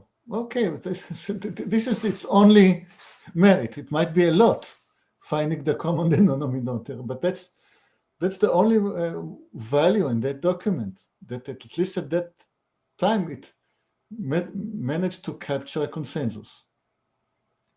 I mean, right now we're confused with that. I'm saying, and I would say more than that. I don't even want to call ourselves Jews anymore. We should be called Hebrews. We're back to our land, and we're Jews in exile. We're Hebrews back in the land, and we manifest differently back in the land. And that's why, of course, I want Jacob to, to be healthy and do his thing, but I reject that. I reject exile Torah. I feel like it holds us back. It holds. I mean, it's also true with how it manifests here in the land. Also, the way Judaism is. I spoke about this last week, but the way Judaism is the way it's represented in Israel, specifically politically, is a very specific version of Judaism, and that's an exile Judaism, and led by people that feel very comfortable to say that it's exile Judaism, that they don't see this as the footsteps of the Messiah. So, you have again, the representatives of Judaism in the Jewish state are like, I reject their Judaism as well. Like, I don't, that's not the language I'm looking for either. Now you could say I'm Reform or I'm conservative but I just want us to start talking a new language. And we can't talk that language. I mean, it's obviously very difficult to me to talk that language with Jacob if he sees the state itself as the problem, right? Like the fact that we're on that land is the problem.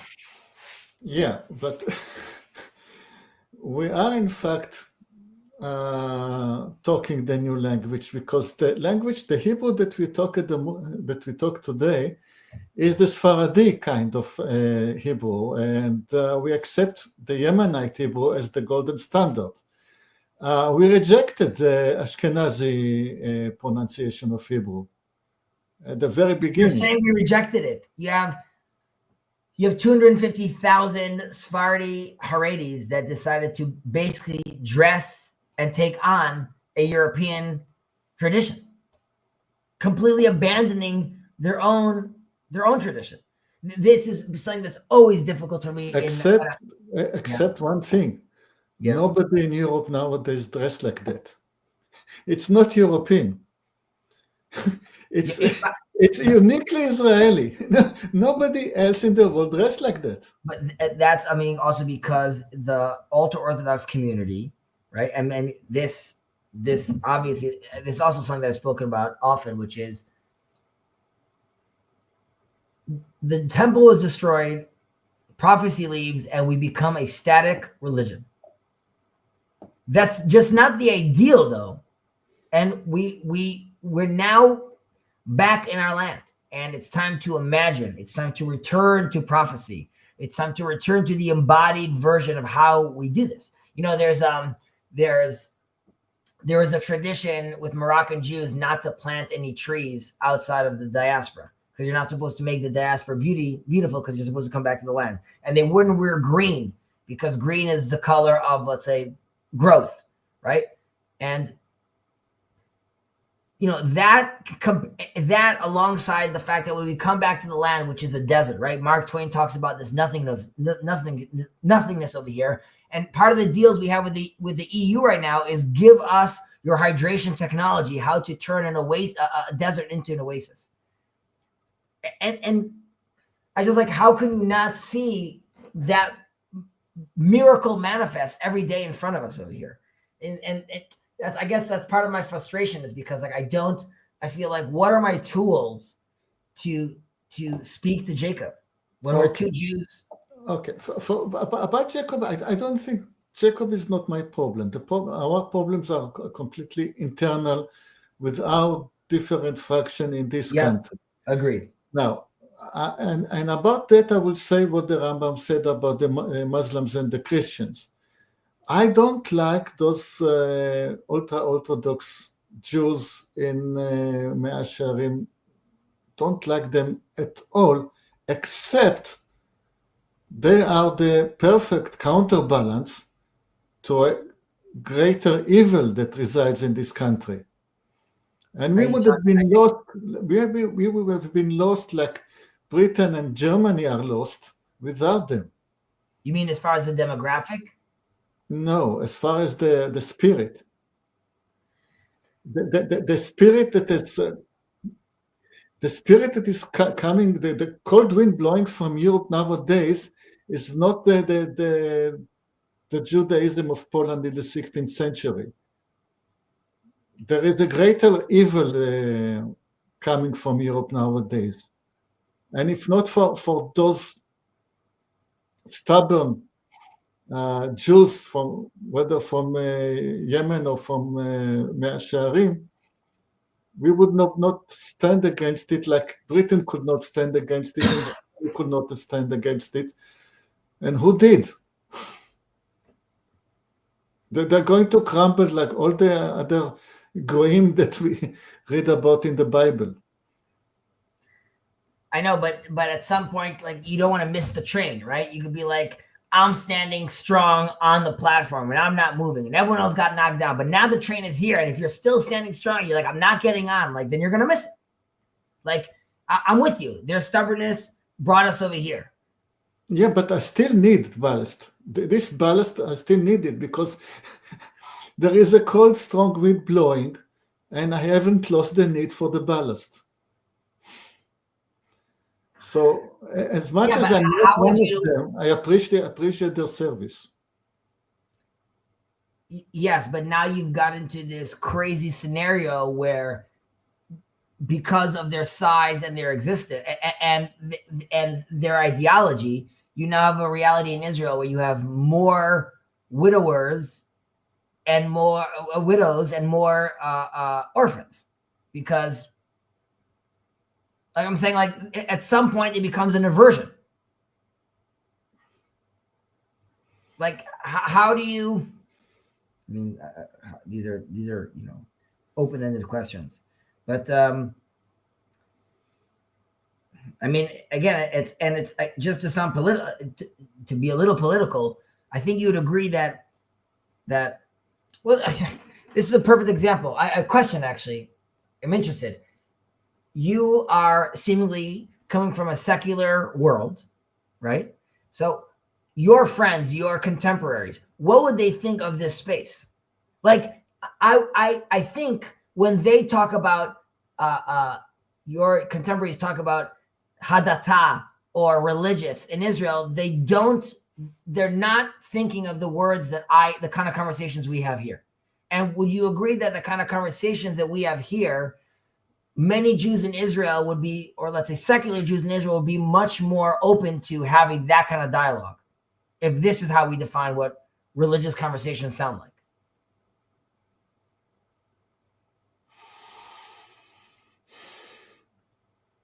Everybody in Israel have gone to this or other Bible study group, whether online or offline or in the holiday of Shavuot. People are interested in a dialogue. People are interested in drawing out wisdom from the Bible. The teachers have been awful, but that, yeah, like finding a good teacher is like striking gold. Yes, most people of my social economical environment are yet to find the better teacher. Yes, they would have benefited from participating in this group. Okay, I will tell you the story. I was with some friends, and we were talking about incompetent bad psychiatrists. So I wanted to tell them about the bad experience that Jordan Peterson had with his doctors and psychiatrists. The way they gave him bad medicine that just almost killed him. So I start a sentence. Jordan Peterson, three dots. And as usual, they don't let me finish the sentence, and they complete it for me. That awful right-wing man. They will not listen. Like always, like all people in all ages, When they find the good teacher, they will not listen.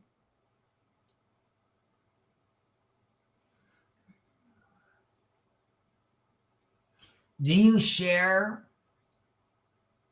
your experiences here with your friends?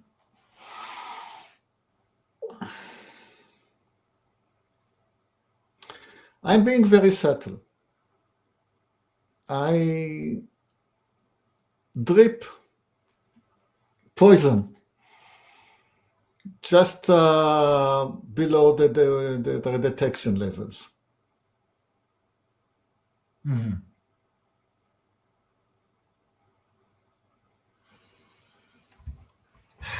I was just responding over here to Cal. Cal asked me, what did I mean about widows and orphans? My point is, if a large demographic of the country won't join the army, right, they're forcing older soldiers, not like people like 40-year-olds, 35-year-olds, to all join, and those people that have kids and families and wives, and that shouldn't be. Like, what is custom in the army now, like even in current battles that are going on, single soldiers will always go in first before married soldiers or people with kids, because they understand that there's a hierarchy to certain things and the life that's been lived by this person. But if a massive population won't join, then you're forcing other people to join. And just to Jan's line about I had a choice, it's correct, I was born in Israel. Then he made money to pick where he wanted. Yes, that is true. I could decide to leave Israel if I wanted to. That is true. Okay. I want to go to that question of the army. The issue is never the issue. The issue is always the revolution. There are people who want a revolution, and they will pick this issue because it's a convenient issue and it's useful in order to further the cause of the revolution. If you think about this deeply, it becomes problematic for both sides. Like, if you have the followers of a very messianic rabbi or strict rabbi who today do not obey the laws of Israel but obey the word of the rabbi, you take them to the army and you give them guns. And then suddenly, one day, the word of the rabbi goes against the laws of the state. And you have a group of determined young men equipped with guns. Is this really what you want? I mean, I'm leaving it an open question because it's a complicated not what I want, issue. dog. It's not. No, I'm not asking you. I'm just saying the depth, and I'm showing the depth of the question. And then you have the question of the presence of women in the army. If you want the ultra-religious to be in the army, and you also want the women to be in the army, everywhere in the army, and to be able to accept every position, separating the two will work well in small quantities. What happens if you have large quantities? Somebody will have to give up that very deep felt beliefs. It's a deep issue. It's deeper than how it is presented in the political discussion at the moment. You are correct, and that's why the deeper issue is I don't care if they join the army. Ultimately, don't join the army, okay? See me and the people of this country as the people of Israel, not just of Jews. If you don't see us as the people of Israel, then what on earth are we talking about even? It's less about the army. Do you see yourself as, are we brothers? And they don't. And that's the problem. And up until now, it was like, okay, big deal. The army, obviously the war, and this has to do with Cal's line. Kalanimus, you should know that when I was an officer in the Air Force, part of my job was, this is, let's say 18 years ago, okay, was bringing in the ultra-Orthodox into the army, right? And this is in much brighter and happier days when the whole world wasn't going nuts about this, or the country wasn't going nuts about this. And the idea was, listen, there's brilliant minds over here. We should take advantage of them. And I made sure it was called Blue Dawn, and I brought ultra-Orthodox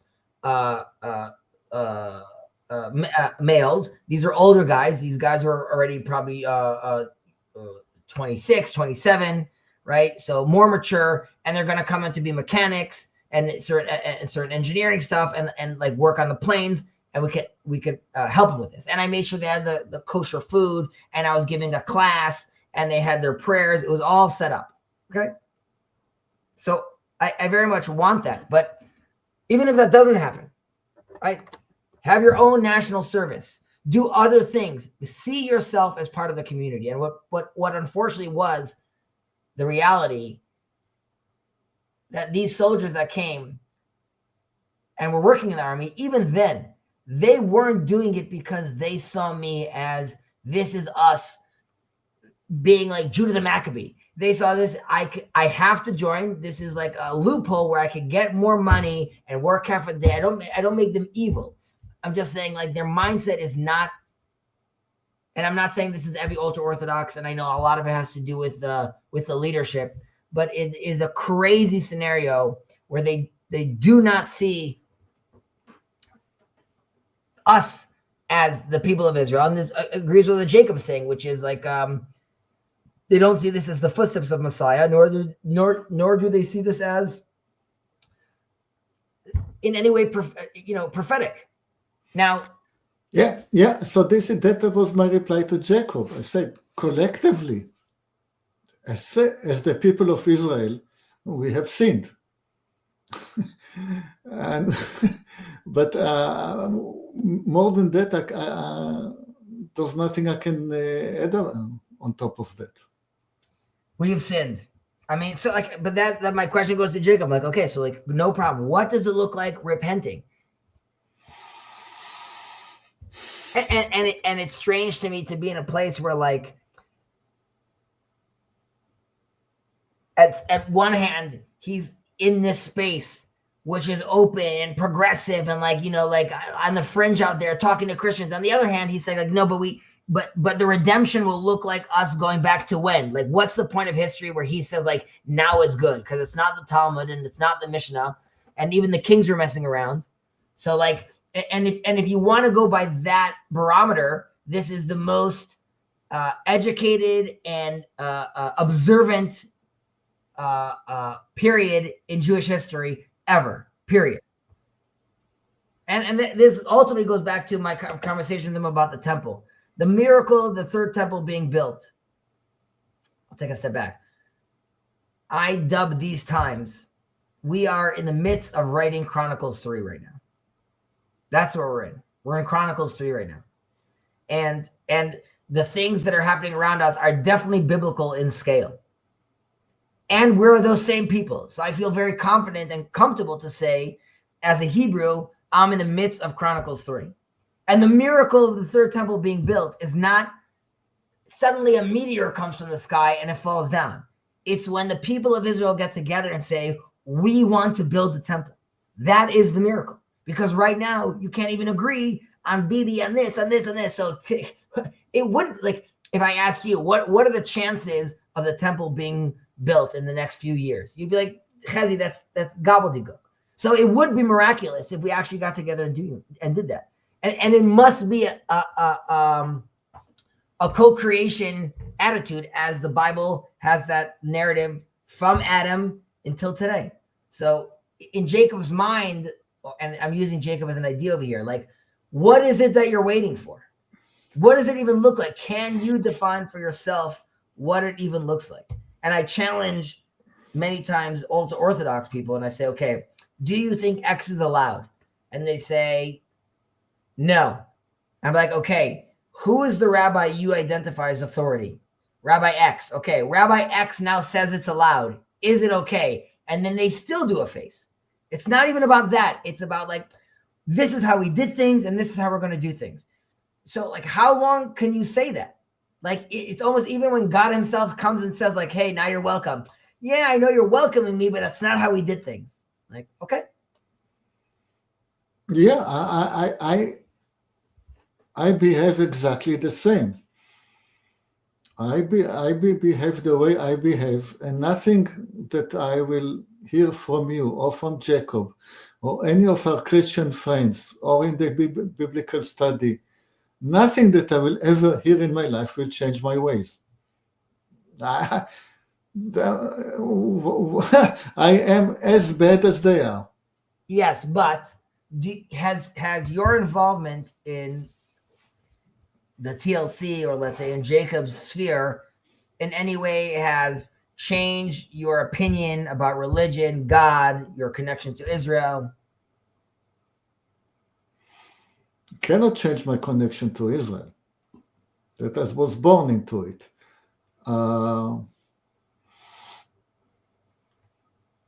mean, so what would be the benefit of these conversations over here? And not because, like, I'm not saying every conversation is for you then to like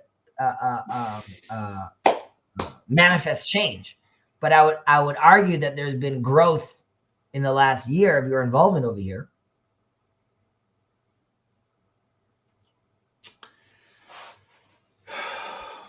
Say that I acquired a skill. What is my opportunity to employ this skill? Sometime around 2022, there was this opportunity when I needed that skill. And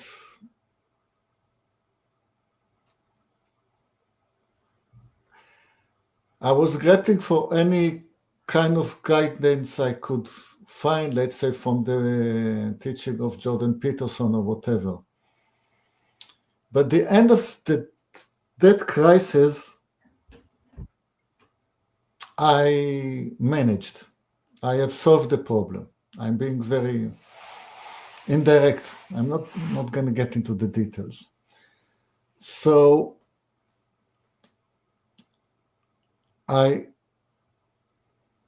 the practical problems for which I need this knowledge exist. And it might happen in the future that another crisis will come and I will need to use this knowledge for a practical problem. I'm an engineer. I'm only interested in this teaching because it has immediate practical implication to problems that I face. I'm just not going to list them. Mm-hmm.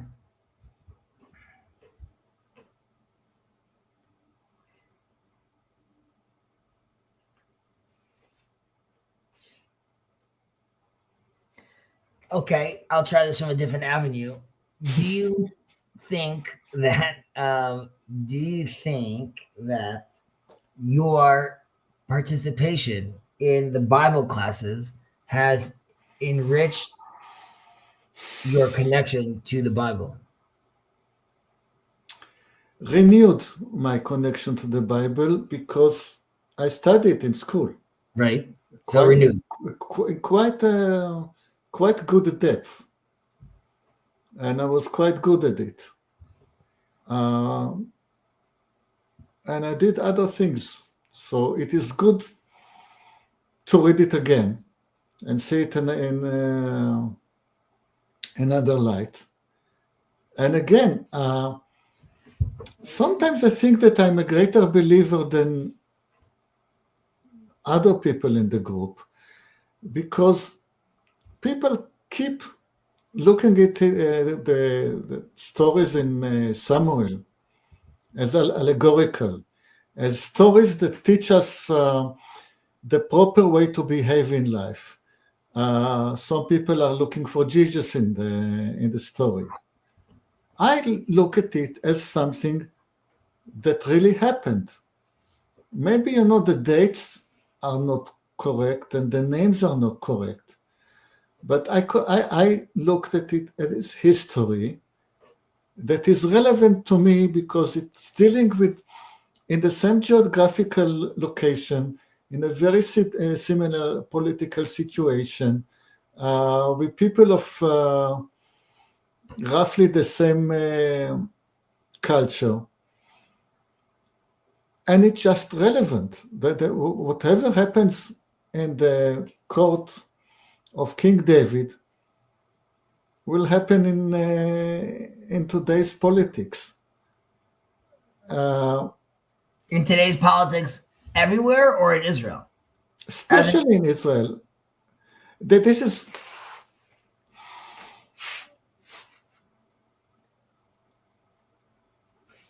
like, why do we study history? And it's more than that, because the person who wrote the text of Samuel was my great-great-grandfather. So, I mean, you can believe that the 5 books were written directly by God, that's fine. But the book of Samuel was written by my great-great-grandfather. And one thing I know about him, that he loved me very much, and he had a very important message to tell me. That's clear. So all I'm doing is sitting with my great-great-father and saying, what is that you wanted to tell me? And it was very important for you to say it.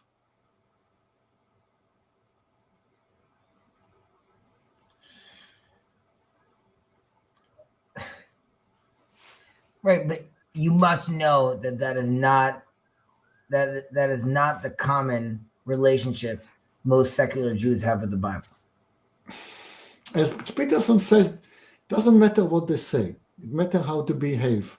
Everybody likes going to Bible studies. Everybody reads books that are inspired by the Bible or interpret the Bible. I'm in the habit of I'm going to do it more, posting popular Israeli songs that are dealing with characters from the Bible.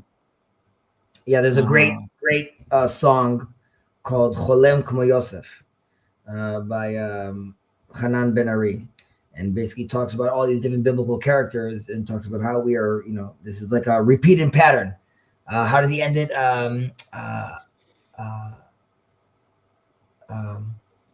Something like a new actor in an age-old script or something like that, basically, which is like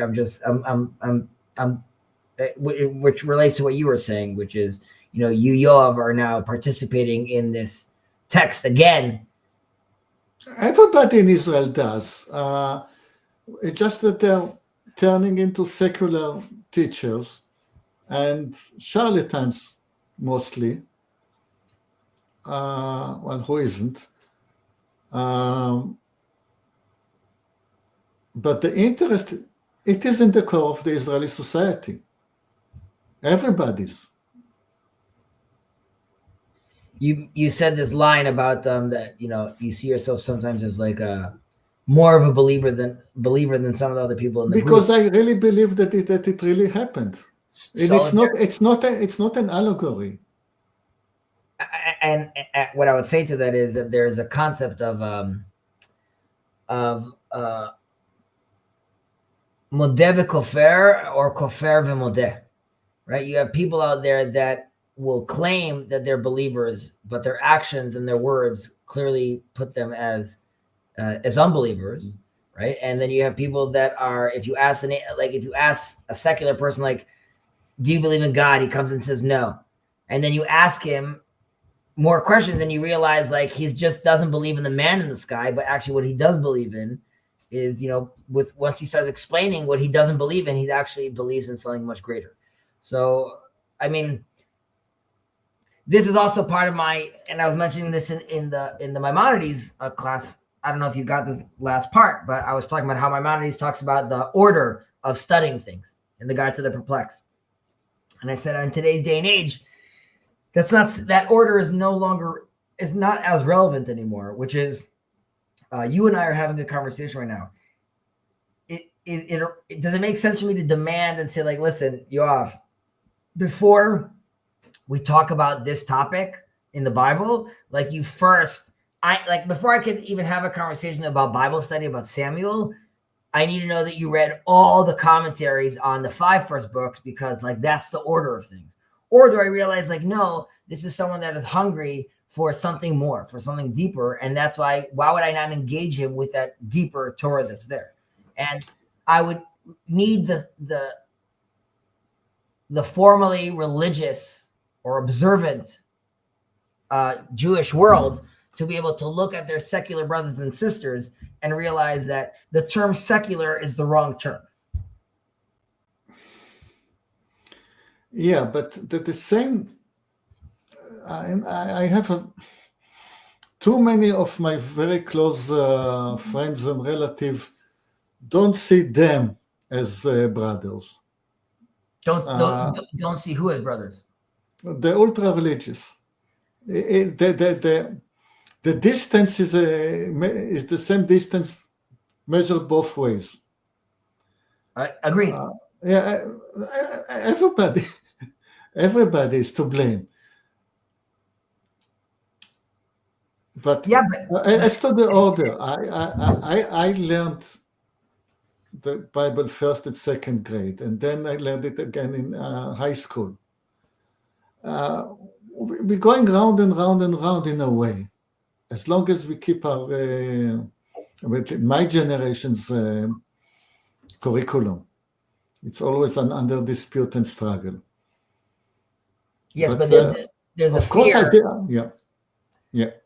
I just overheard someone speak about how there's a fear that basically in education, almost no secular teachers are picking to teach Bible. And usually the Orthodox are going to choose Bible. And the guy was saying how like we need to be very careful, because if we let the Orthodox teach their narrative, then, it's going to be we're going to lose the youth. And it just makes me so sad to hear someone's like, how terrified they are of that narrative, right? But okay, let them struggle. Let each of them try to educate the new generation his way, and let them both succeed. Right, but instead, I would want them to it doesn't have to be either or. It could just be like, you could still demand to have a traditional reading that doesn't necessarily need to manifest the way that rabbi over there is saying that's what the truth is. And it doesn't mean like now you have to go to like, no, how does Aleph Bet Yehoshua read this line? And I'm not saying you can't use that interpretation. Just as you are very aware, there's just so many avenues one could take and so many interpretations, and there's so much Torah out there. So to be limited in like this very narrow view is, to me, I harp on this because I feel like so many of the country's tensions have to do with Jewish democratic. But if Jewish is defined by a specific way, then like you're going to be lost. And I have plenty to blame on not that that's what I identify as, but let's say the national religious groups or political groups in Israel, which have completely abandoned, they don't come up, they don't speak, they don't demand something new. I understand that we serve in the army and we also in Torah, but no one wants to speak. No one wants to talk about who we are, what we want, what we believe in. And you could be like, obviously they've been completely overtaken by the political game at this point. But everybody did. Yes, I'm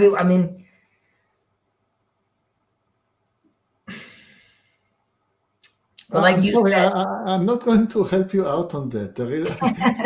But I will say one thing, that repentance is private. There will be trickle for people going from one camp to another, and a trickle of people going the other way.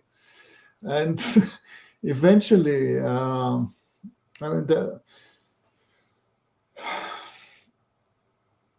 I don't know. I'm saying you're Is- saying. Yeah. Sorry. Go ahead. I was about to say that the question is that there is a system dynamic here, and the question is that the system stable, and what is the attractor of the system? But it's just words. Never mind that I say that. And Jacob doesn't believe in or now he says I'm not believing like the single man theory, but not for a messianic figure, but I do think that someone needs to come up with a new language, and I feel like when we hear that language, we'll be attracted to it. Which is also strange, which is like you have a text, you have a tradition with so many ideas and so many words and so many concepts and nothing. You're not pulling from anything from there. Here and there, like, there's a press conference, someone throws like some verse that's like connected to it, but Are you aware of Isaac Asimov Foundation and Empire? I know Science fiction. Isaac Asimov. I don't know what you're referencing though. That's a trilogy by Isaac Asimov that really deals with that issue of history against great men. And he went to the extreme, being science fiction. He said, what if history is an exact science? That you have a set of equations and you can really predict what's going to happen next year because it's all in the equations. And you pit against that the ultimate great man, a man that has superhuman mental powers, that was unpredicted, or perhaps unpredicted by the equations. And you set it in a futuristic world and let the two play against each other. And I grew up on that book or that set of books, and I thought it was just science fiction until we met Donald Trump, and then I saw exactly the great man of the science fiction book against the predictable system of the book, playing in front of my eyes. And the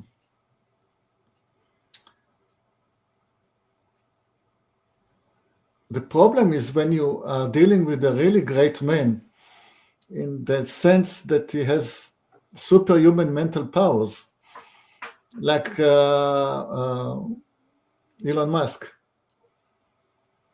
that is definitely bordering on the superhuman. You cannot get into their mind. So you can just observe the show, and the fact that you're watching that question is going to be resolved in the next few years. I suggest, it's everybody. This is 11 at night in Israel. We should go to sleep. We're going to start talking nonsense very soon. I was talking to Michael Eisenberg. I don't know if you know who that is. He's in hedge funds, and he's quite involved in the Israeli scene. A client of mine, and I was talking to him about him.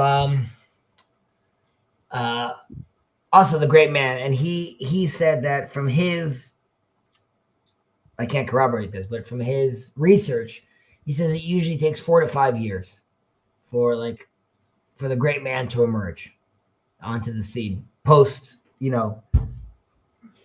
could call it like I don't know what the inflection point is, whether it's the war or the judicial reform, but whatever the cake we're dealing with right now.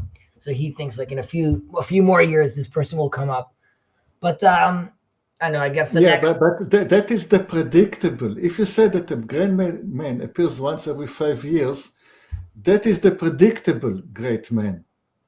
And that was the question in the book. Right, is the great man that we say in front of us, is he also part of the equation?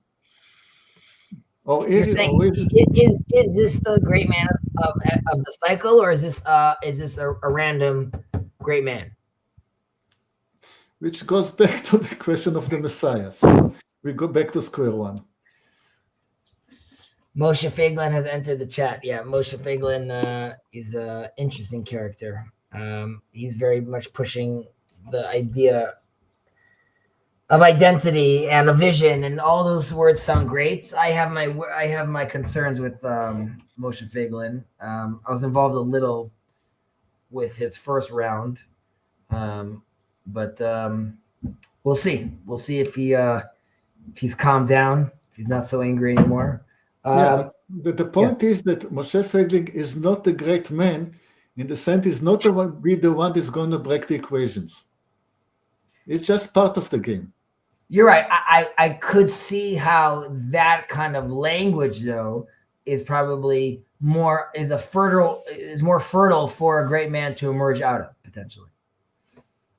Again, I don't know. Sorry, go ahead, RJ. I don't know Please. too much about great man theory or Moshe Feiglin.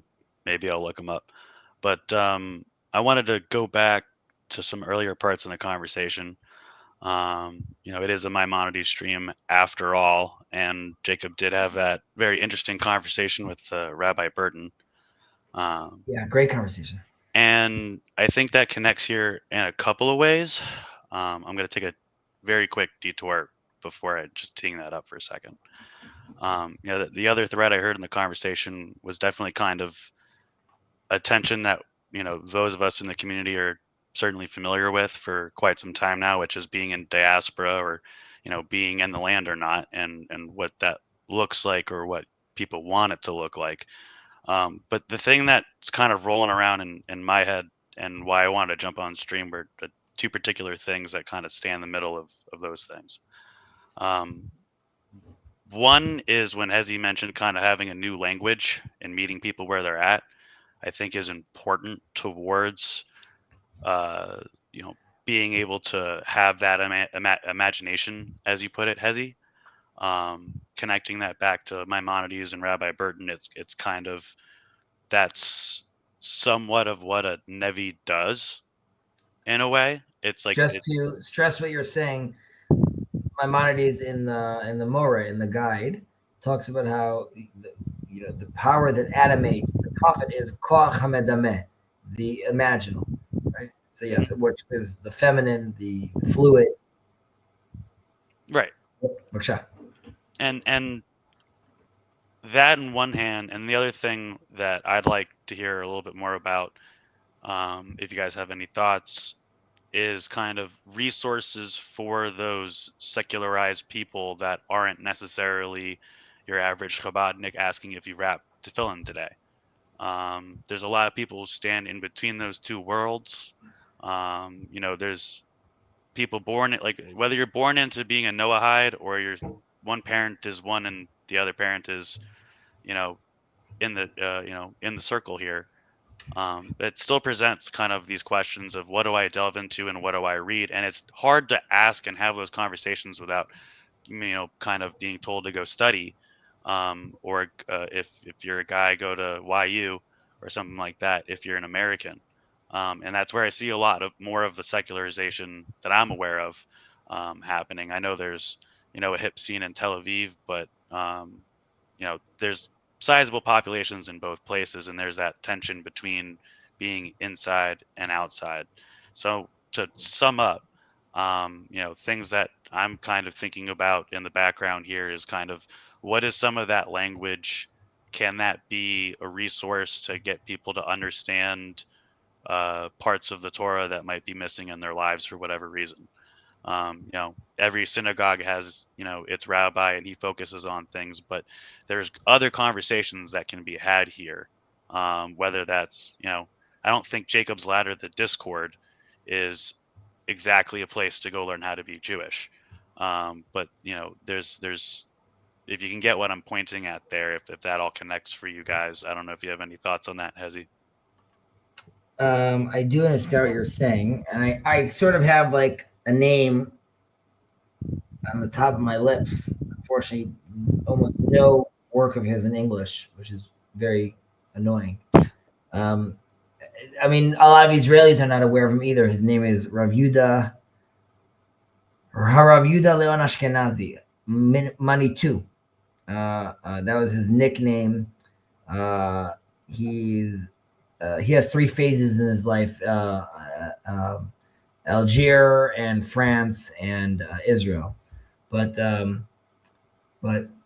would say that language, he takes Rav Kook to another stage, to another place.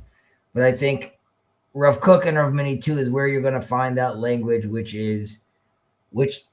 at that point already sees the other and sees the quote unquote secular as part of this movement, part of the return. And there the focus is, he clearly is an observant Jew and a rabbi. The focus is less about the mitzvot, not that they don't matter, they clearly do, but the focus on the mitzvot and what I said earlier, which is when the rabbis came and said after the destruction, Ten li Yavne v'chachameh, right? Give me Yavne and her sages. There was a decision saying, like, listen, the imaginal is done. I'm going to build myself a logical, static system that's going to allow me to survive exile. And the Torah that Rav Manitou talks about, Rav Kook talks about, is the Torah that is taking off those shackles. And yes, of course, the mitzvahs matter, but they matter because they're being done by Jews manifest in their land. Like we're coming back over here. And that there's a way that's experienced. And this goes back to the example I gave about the phylacteries and why we put them on. Right? In exile, it's enough to just say it because that's what we were told. When you come back to the land, both for ourselves and for the people of the world, you want to say, like, I'm doing this because of Greta Thunberg, right? I'm doing this because it's all connected. And my Torah is that large and is that full. And that language you can find this language everywhere, but it's more secretive and there's many layers on top of it. And that wasn't the conversation that had to be had at the time. So I think you'll find it in Heschel. I think you'll find it in Levinas. And those are rabbis that I would say are,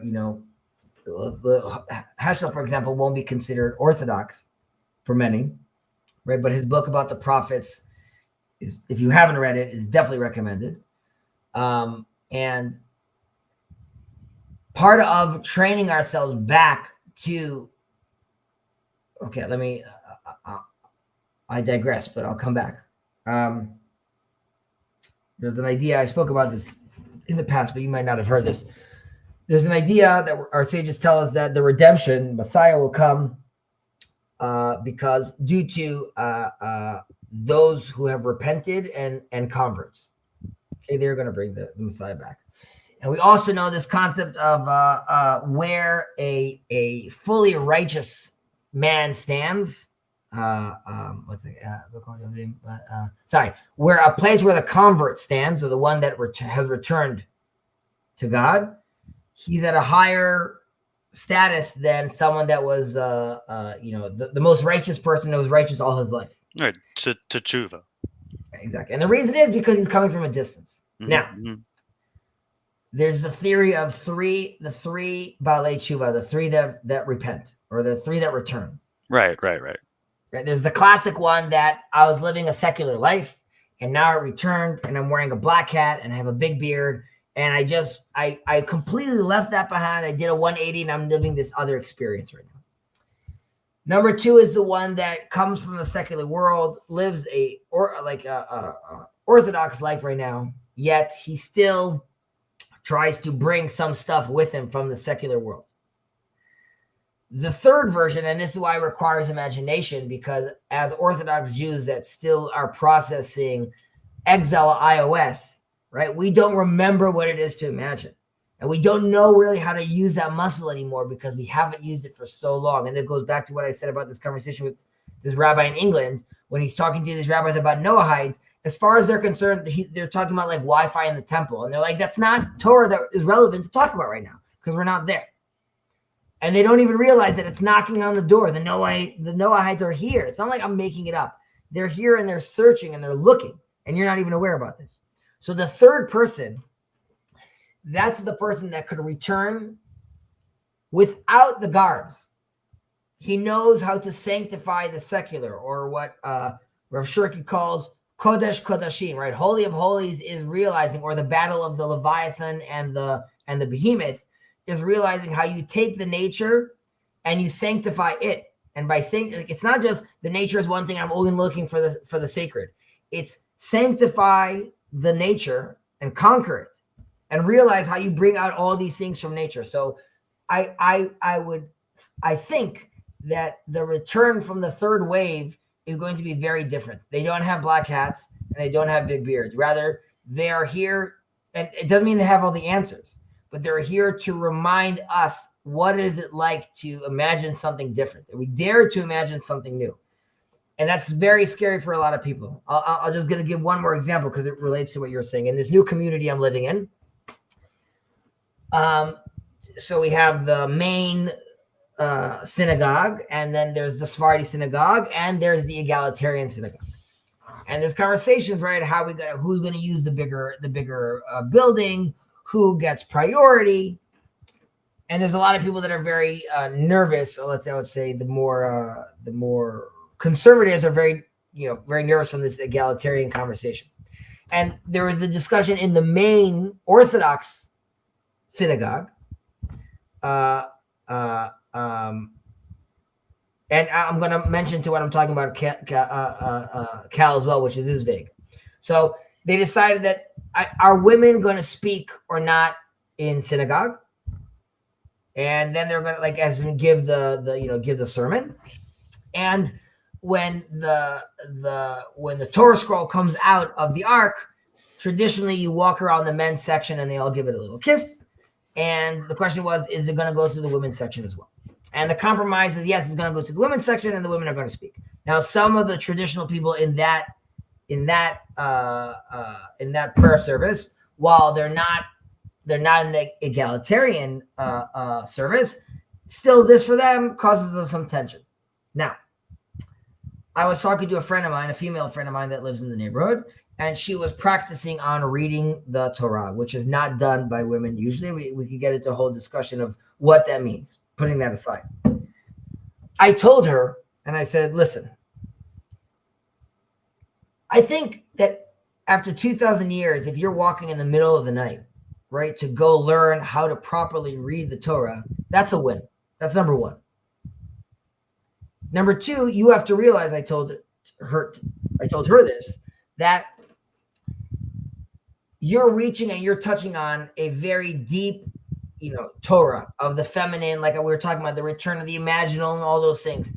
That is very scary for the way we practice masculine Torah for a very long time. And I don't know, and this has to do with Cal, I don't know what the ramifications are from the halachic point of view. If that means in 30 years from now, women can or can't do this. My point to her and my point to people, quote unquote, in the more traditional circle is, you, my dear female friend, must be patient. You can't demand a change like this automatically and be like, everyone has to do this right now.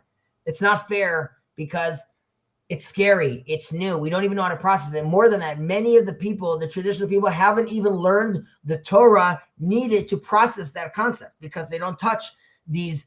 And this goes back to what I said about the Rambam. If I'm only going to learn the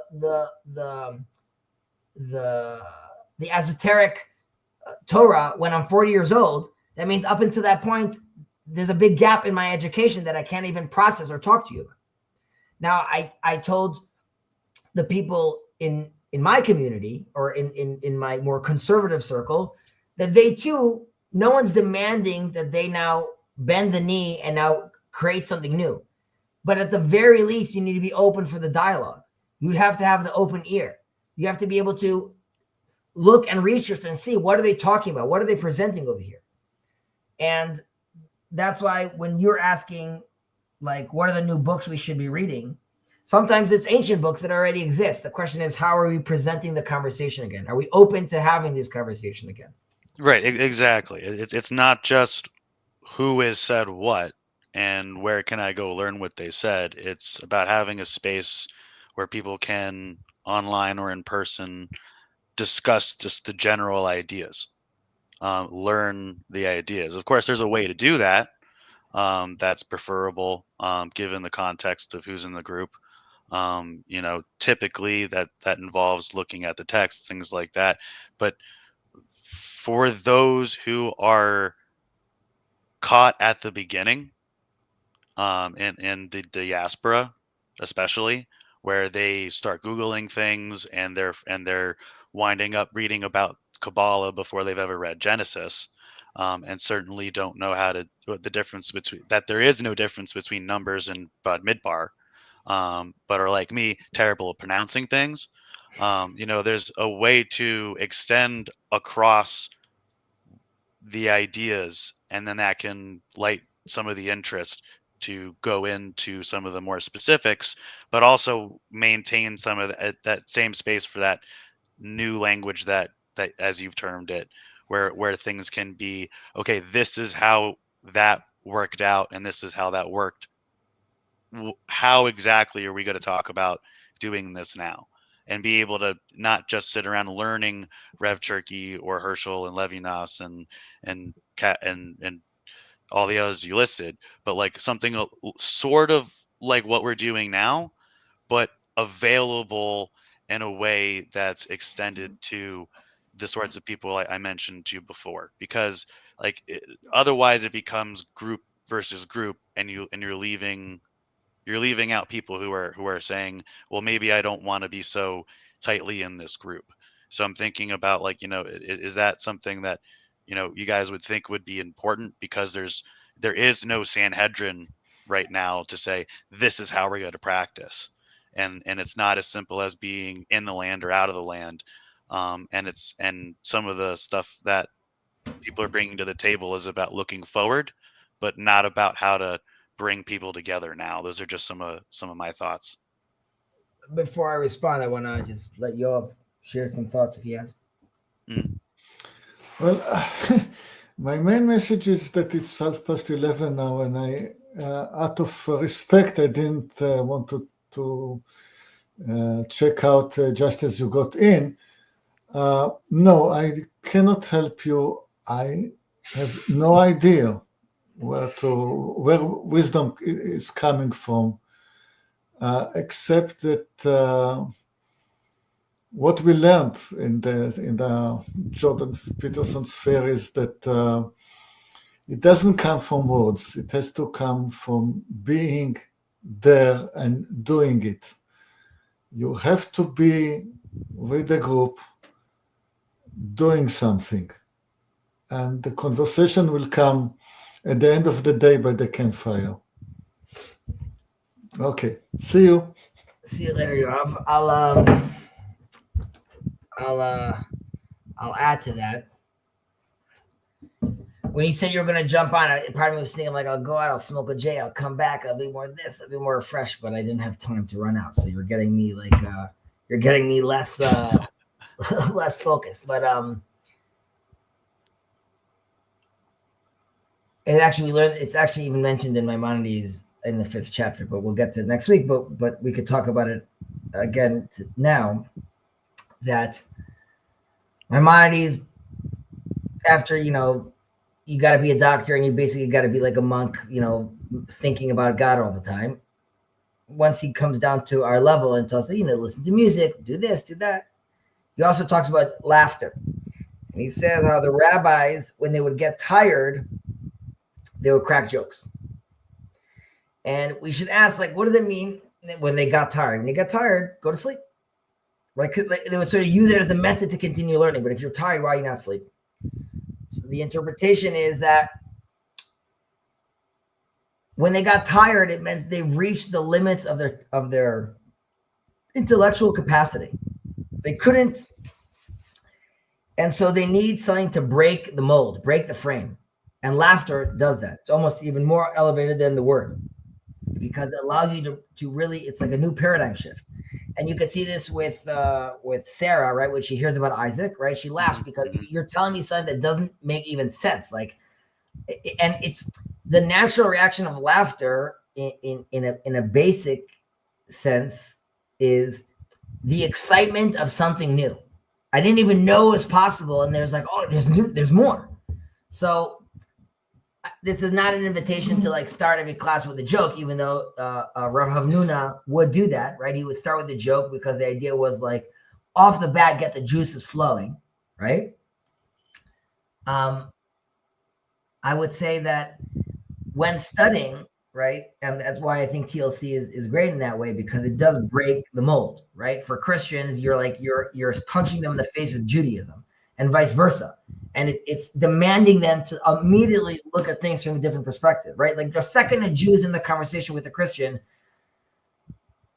all these subliminal questions come up. And like, while they're not answering it directly, they have to be playing that game, and vice versa. And I think that there's a problem where in many Hillels today, right, in college, you'll go and like, we're going to have a conversation about Shabbat and then we'll have it and you guys can hang out and no, but I was say even it's like someone's going to speak. I'm going to speak about Shabbat and DEI, right? It's because like the idea itself they're not comfortable about talking about Shabbat for an hour, right? It needs to be Shabbat with like some other progressive or other idea that like I could work off of. And I'm not saying that those other ideas aren't nice or true. Just where's the confidence to just talk about Shabbat and just talk about exactly. And whether you're talking about Shabbat at level 1 or at level 10. There's not a lot of space to do that, and I've not seen a place where people who are interested, they want to know what Shabbat is so they can practice, so they especially when they start having kids and stuff. There's no door for them to walk through to learn about that very easily, in the way that the TLC is like very interesting if you know or are familiar with a lot of very particular niche concepts. There's no intro to the TLC. There's no intro from the secular world into this new language that I've noticed, and that's just something that wanted to, I guess, tickle your brain on a little bit. I would say now, though, in this day and age, like connect to what you're connecting with. Mm-hmm. And like it's also like seeing people where they're at, right? Or as we say, right? Educate the kid according to his temperament, his measures. And listen, man, the number of friends I've tried to bring to a Purim celebration, yeah, it didn't happen. Yeah, it didn't happen. Well, I asked this to Yoav, in your atmosphere, right? Are there no other Jews like you that would be interested to come into a place like this? Like you came to me, and you're like, my grandfather and my dad and I, we enjoy your stream. We learn from this. Like, no, like, can you express this anywhere with your friends or out there? Or like, no, there's no one that's interested in this. Definitely not at the level of like TLC-ishness. But it's not like I want, it's like I'll have particular friends. We can make it personal for a second. They say, I want to learn, but when I'm in synagogue, I don't know what they're saying. The reform doesn't they're coming out of reform, or one of their parents was reform, but they never went. And so they want to actually come back at like the conservative level at the very least. They feel uncomfortable with trying to with going out and figuring out how to learn itself.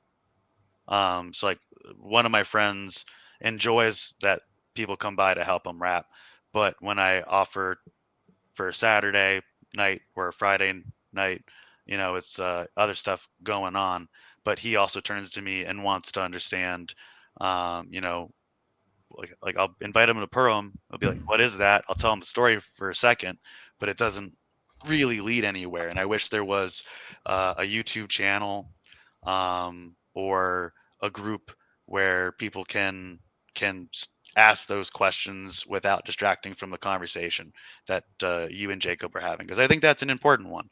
Dealing with the tensions of diaspora and accepting what you want to, like, how to deal with that.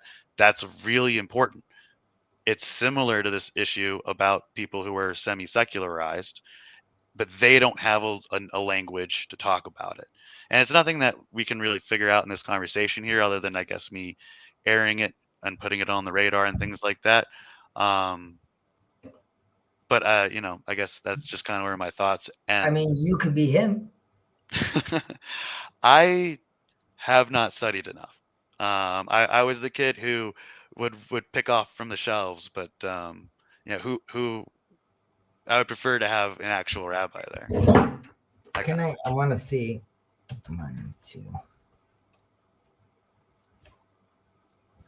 I want to see if there's anything in English on him. And that's the other thing, because you mentioned that there's some great resources, but they're all in Hebrew. And look, man, I got extra time sometimes, like right now, but it's not the easiest language to learn without being able to. Okay, check out what I just sent you. I'm putting it on the link. Okay.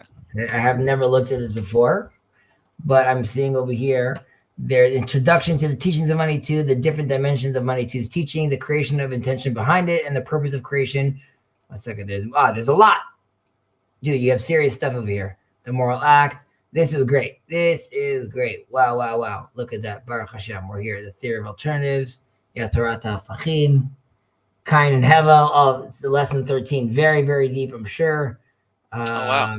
Okay, I'm glad that this is around. I'm just interested. I'm opening up one of these things right now, and then it's just a class. Ooh, wow. Okay, so I would argue. For example, offer, right? That's a great thing to stream about, right? To read these out, to talk about these, to look at these things, to learn this together with people. Like I haven't looked at it, but like there's not one Money 2 book that I don't read that I don't stop for a second and be like, wow. What did I just read over here? He is, I mean, I love Rav Shirky because he's Rav Money 2 student, and he's very much like the modern day Money 2. But I mean, the real question for me on a completely separate level is, how separate are the communities these days? I mean, obviously, I'm not walking down the streets of Jerusalem or Tel Aviv anytime soon. Very separate. But I think we can still have some of these conversations, and yeah, learn but from each other. I could give you okay, so this guy in synagogue came to me and was like, what are you reading? And I was reading Money 2.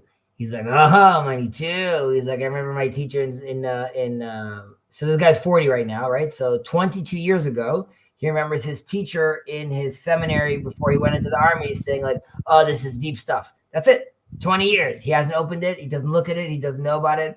So even my conversation with him is limited, right? Like now, so that was my whole point to speaking to Jacob, which is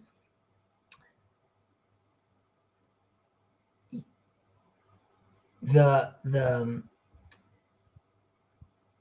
finding Money 2. I'm just using an example. His teachings, you could find it in the ancient text. You just don't have the skill to mine for it, or look for it, or most people don't.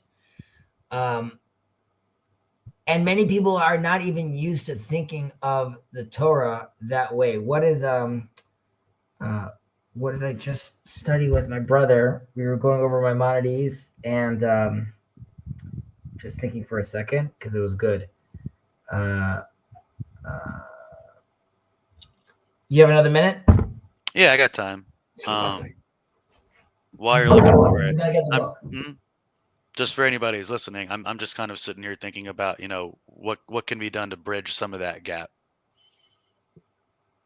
I mentioned before, like, you have to be at the bottom, start at the beginning. It's very hard to reach the end, and it's only there that you can really start having some of that new imagination. So there's just so much work for anyone to do, and I think having groups where you can talk about it rather than having to strictly study could be helpful as a way to bring some of that together again. But I'm eager to see what you're pulling out of Maimonides, Izzy.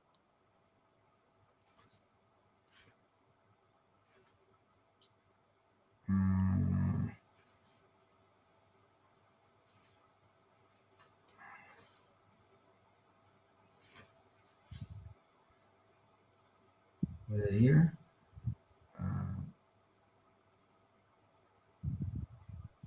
Okay. I can't find it right now, but yeah, no, it's a book. It's not. I don't have it on screen. I think we'll take your word for the gist of it. Right. The discussion was, how do we know the resurrection of the dead is from the Torah? The Gemara asked this question, and Rav Yochanan gives an answer, and he mentions this verse that relates to the priests, right? And it's sort of like a weak answer. You're like, this is a real big stretch that you're using this verse to like do this, and like you have to. I was joking around with my brother that like Rav Yochanan came in like unprepared. He's like later he's like, I was nervous, guys. I panicked. I shouldn't have said that. Like, anyways. But then when you read into the verse, you realize that why is he using the priest to give this example? And then you have to think about the priest. The priest, in the context of a person living in the first temple, right? Little Joe that's working his land, right? He's not thinking about like these, does God exist? The angels, Enoch. It's not the discussion he's living in, right? His kid, 3 out of the 5 kids died already. He's working the law, he's living his life. He's hoping that it's going to rain. And now his relationship with the priest is as such.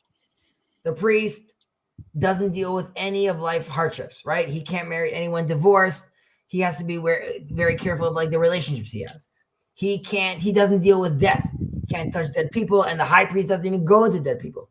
He is in the place where we bring our sacrifices and he brings it up to God, right? And this guy's basically, for all intents and purposes, he resembles everlasting life. He resembles eternity because he's connected to the temple, which is part of the 8th day, which is the eternity, right? We're all in a 7th day, right? God rested. We're all still in that 7th day.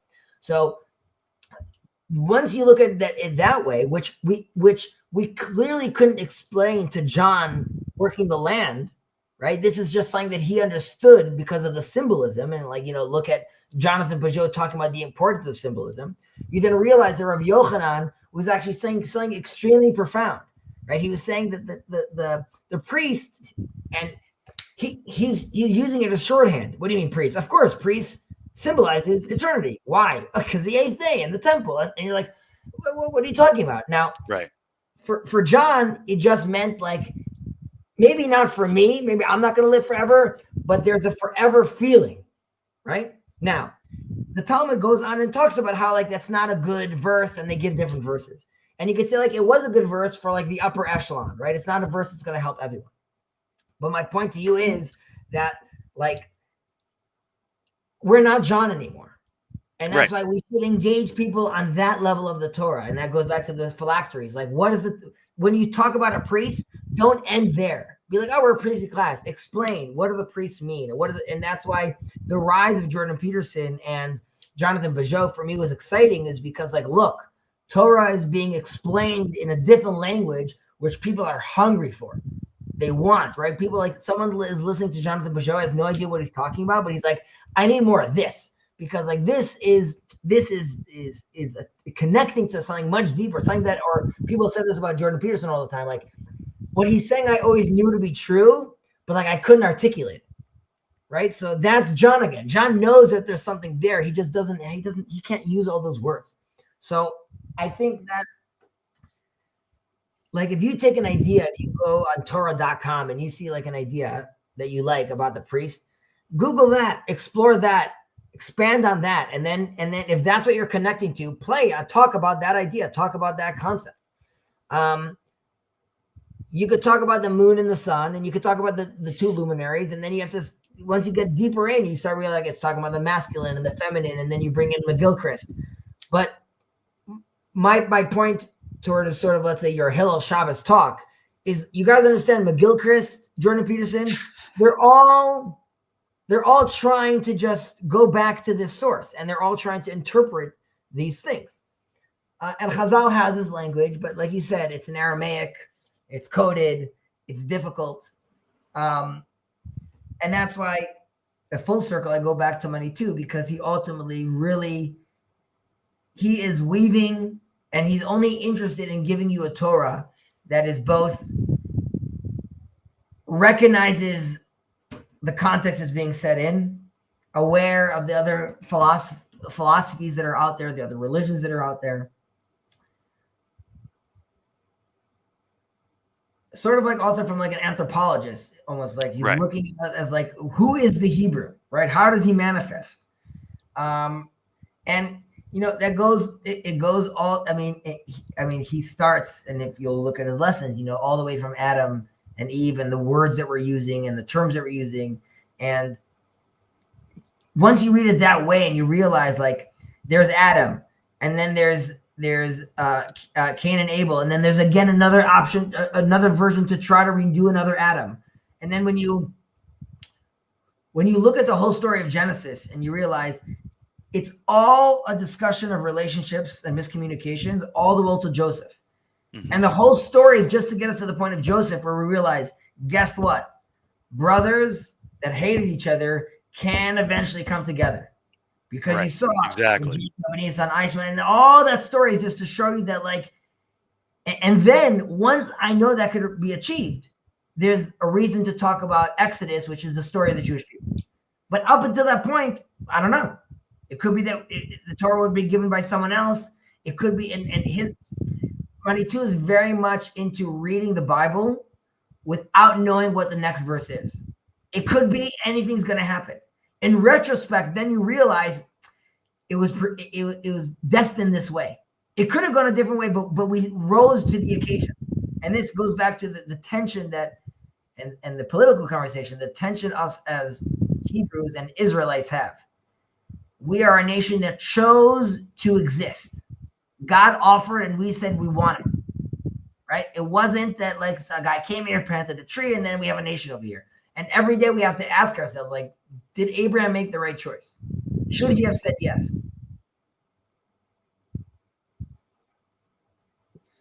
So that's all basically part of what I'm trying to say here. I'm just not doing a great job of it. And to sum up, it's kind of, you know, there's some threads here that come up about kind of the tensions that are in the community. You know, we happen to be the Jewish community, but it doesn't really matter. It happens with anybody else. But we are Jewish people, and there is a Jewish community that's in America and Brazil and Argentina and everything else. And there's these language barriers and everything else. All of that aside, I think there's a real question about how to help the people on the fringes, whether you're on the fringe in America and don't know how to study or have no one to study with, or you're on the fringe in Latin America and, you know, just, you know, don't know Hebrew or whatever it is. You know, it's something for those people, with some of that new forward language would be, I think, good, because not everyone's going to fit into Israel. I mean, are we going to imagine that every Jewish person returns and then we're productive and we stay within, you know, even the largest boundaries of the rivers? Is that really going to happen? I mean, first of all, there's enough room to accommodate everyone over here, even as it is right now. There's plenty of room. There's tons of open fields with nothing's happening on them. Well, if you know an apartment with cheap rent, right? Listen, that's a much different conversation. That's because there is land, but the question is, can you pay for it? There's land, and also who as part of a larger conversation with our Muslim brothers, right? It's certainly the next part of it, yeah. So part of the mindset one potentially needs to have is, I'm even open with the right of return for the Palestinians. And you're like, whoa, Chezi, demographic issue, right? There's going to be a problem if you suddenly have 5 million Palestinians coming back. they get the right of return if I get back all the lost tribes. That's my right of return. You guys can come back to the land, and I'm bringing back everyone. I'm bringing back everyone that wants all the Jews that were left, the Jewish souls that were left. And they aren't even called Jewish. They could be called Zerah Israel. They could be called Noahides. Everyone comes back. And then there's not such a demographic issue anymore at that point. And that's sort of the language I'm interested in talking. You could be like, well, okay, like, that's crazy talk, Chezi.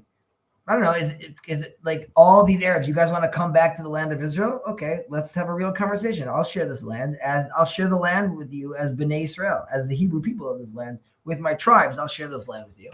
You guys want to do that dance? And that's sort of like, again, like a new language, which is open to seeing the Ethiopian Jew and seeing the Indian Jew and seeing the Bnei Menashe. And in order to accept these people, which are very fringe, right? You have to have a whole different language, right? So the guy living in Borough Park, right? He's not interested in that conversation necessarily with Right. the Taliban Jew, and that's why. But it's the younger generations that are hungering to come back in a way. That's kind of some of where my focus is, and separately, it goes along with how do you do the whole red heifer thing without actually slaughtering. Just to kind of, we've talked about it briefly before, but the building of the third temple that brings everyone together and the red heifer thing.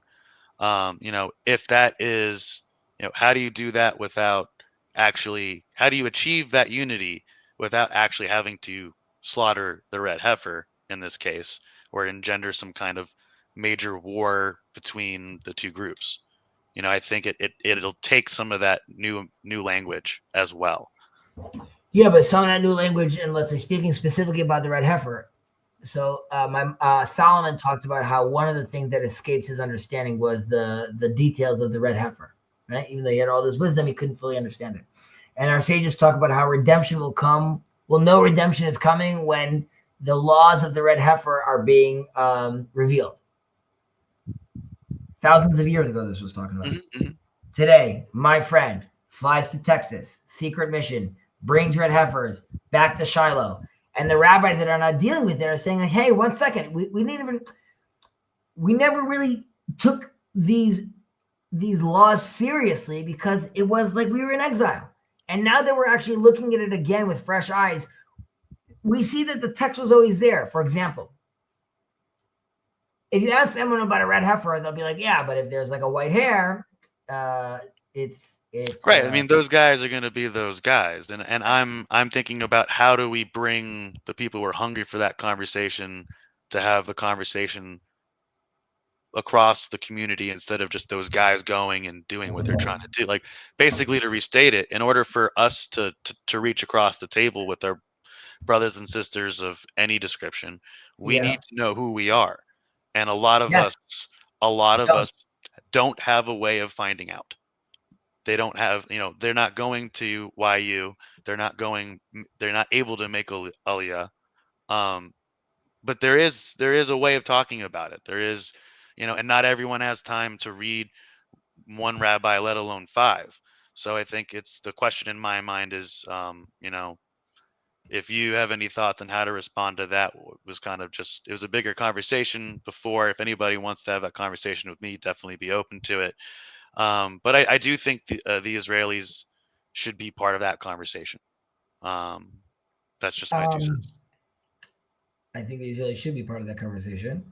I will go back to what I said earlier, and just because I think I'm excited for you again. A lot of, I think it'll be to your benefit. That is the most exciting and innovative Torah for me, which is money too. And I think that really, I would say like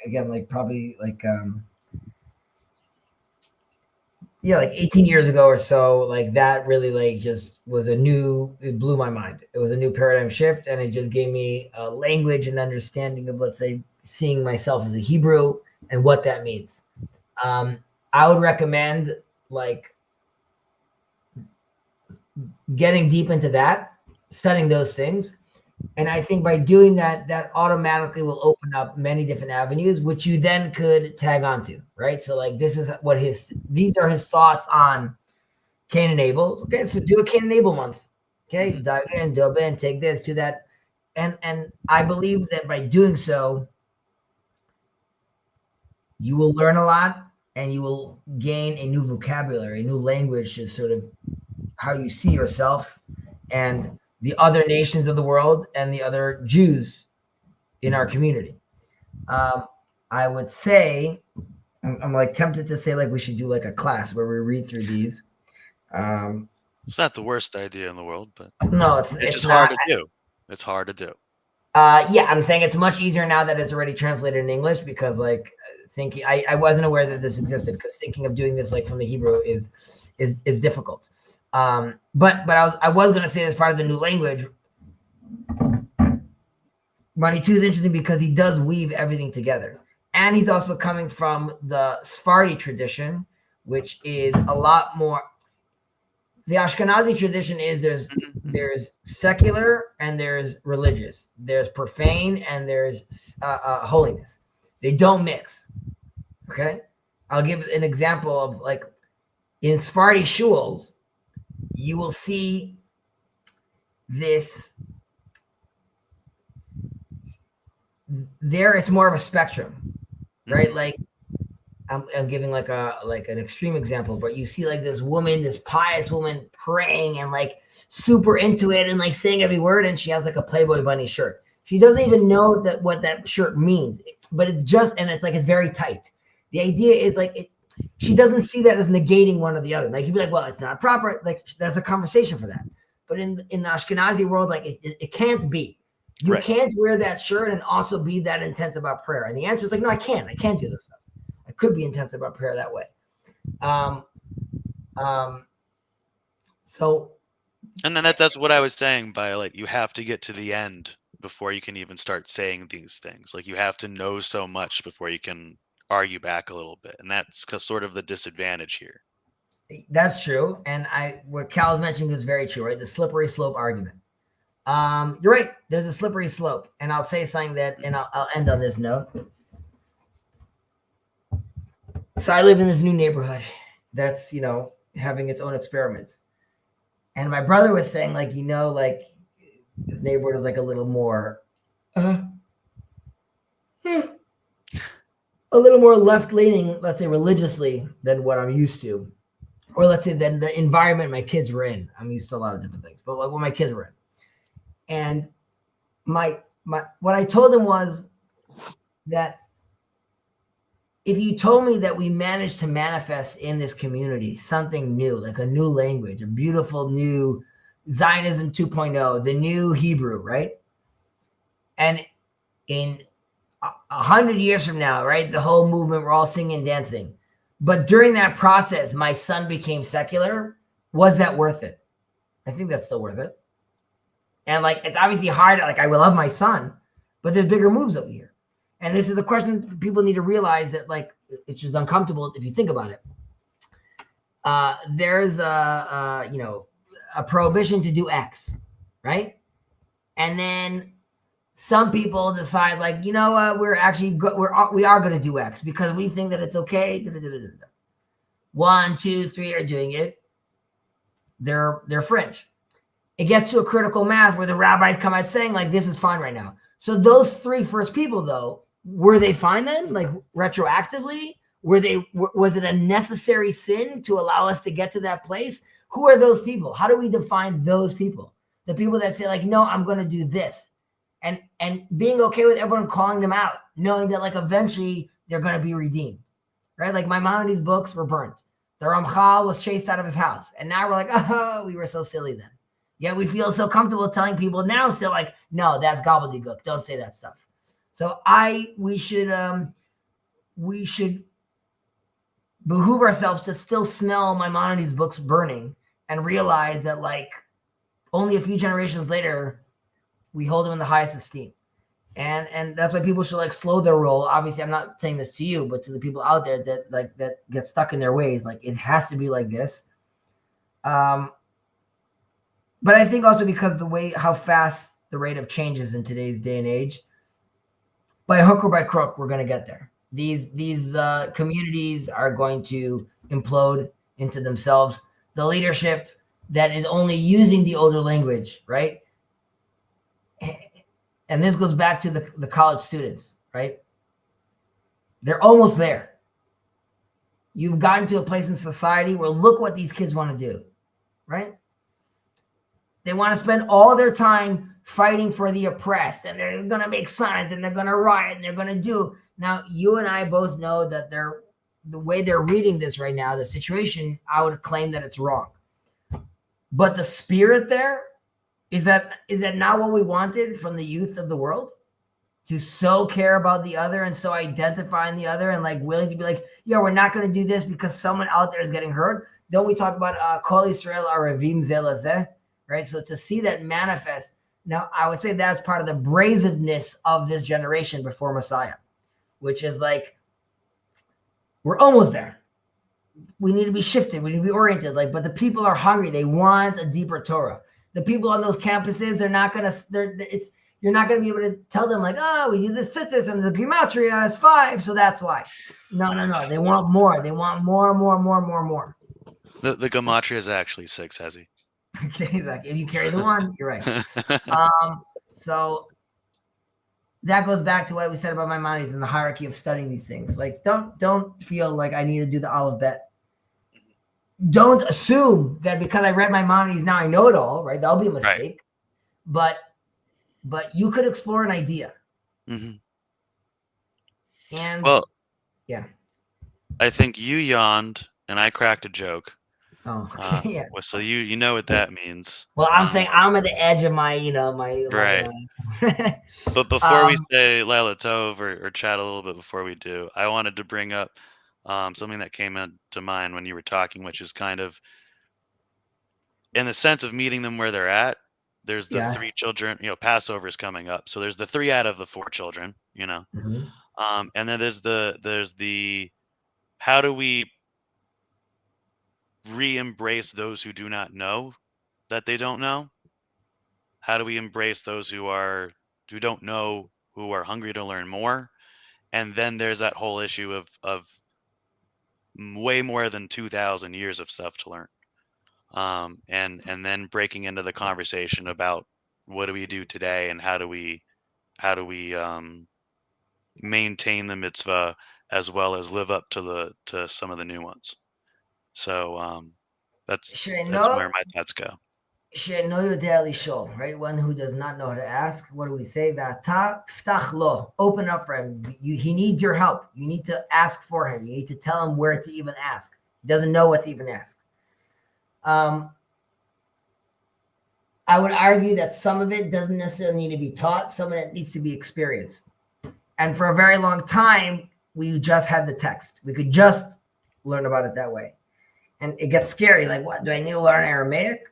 I would argue no. You don't have to learn Aramaic. That's an exile language. It doesn't mean there's the profound Talmud and all that's all good and true. When I was teaching in the yeshiva I taught in, I was very against teaching in Aramaic. I said, like, the student paid $26,000 to come here for 1 year. You're going to spend half the year of him struggling to understand this language. And the only reason we're speaking this language is because circumstance. We were in Babylon. That's it. We're going to make this guy lose his mind trying to study this word. He just wants to read the next page because he wants to learn this Torah. Right.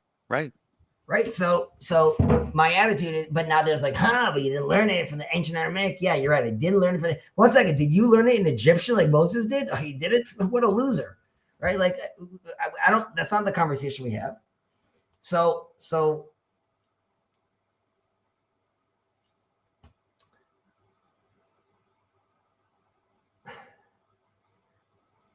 I think that the one who doesn't know how to ask, and specifically I say that usually it's not because the guy's an idiot. Usually it's someone that just doesn't know sort of where to start, right? He doesn't know what the context is. I would say, and not the way the progressives do it, of like, tikkun olam. I would say like, you want to take a concept and then see how Judaism looks at it. And because the person that doesn't know how to ask does have many questions about his life and his experience, right? So it could be like, wait, what does Judaism have to say about this? What does Judaism have to say about that? And the answer is a plethora of stuff, right? We have so much to say about everything. Yes, no, and depends. Right. Only Now, on days that end in Y. you could decide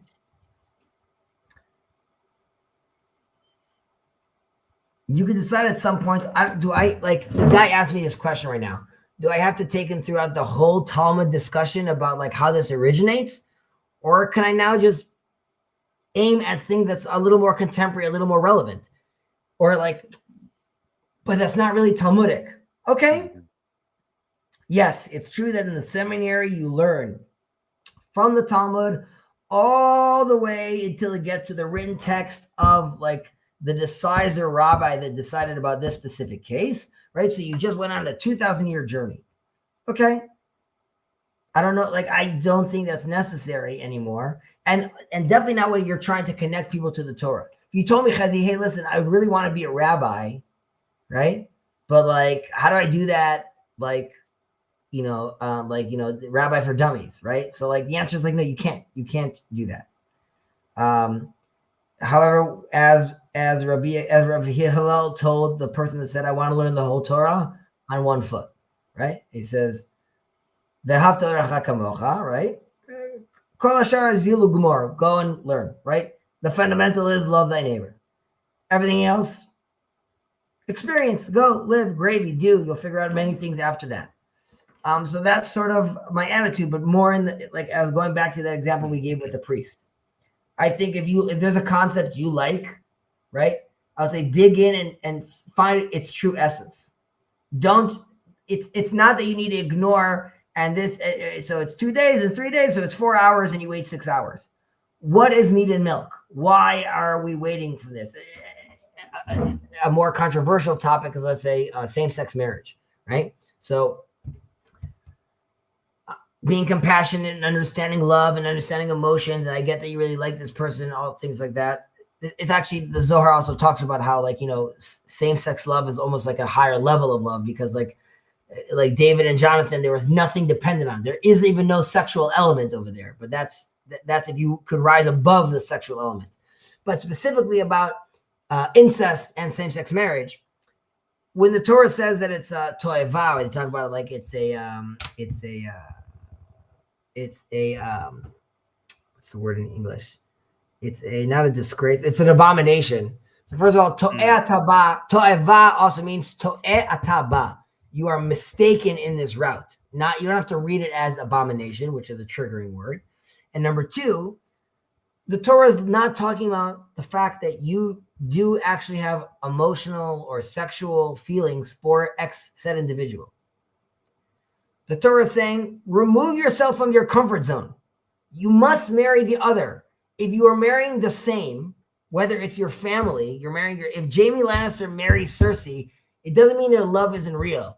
It causes destruction. And you can see that all throughout the movie of what happens there at the end. It causes destruction. I was just going to say, we never got that last book, man. We don't know.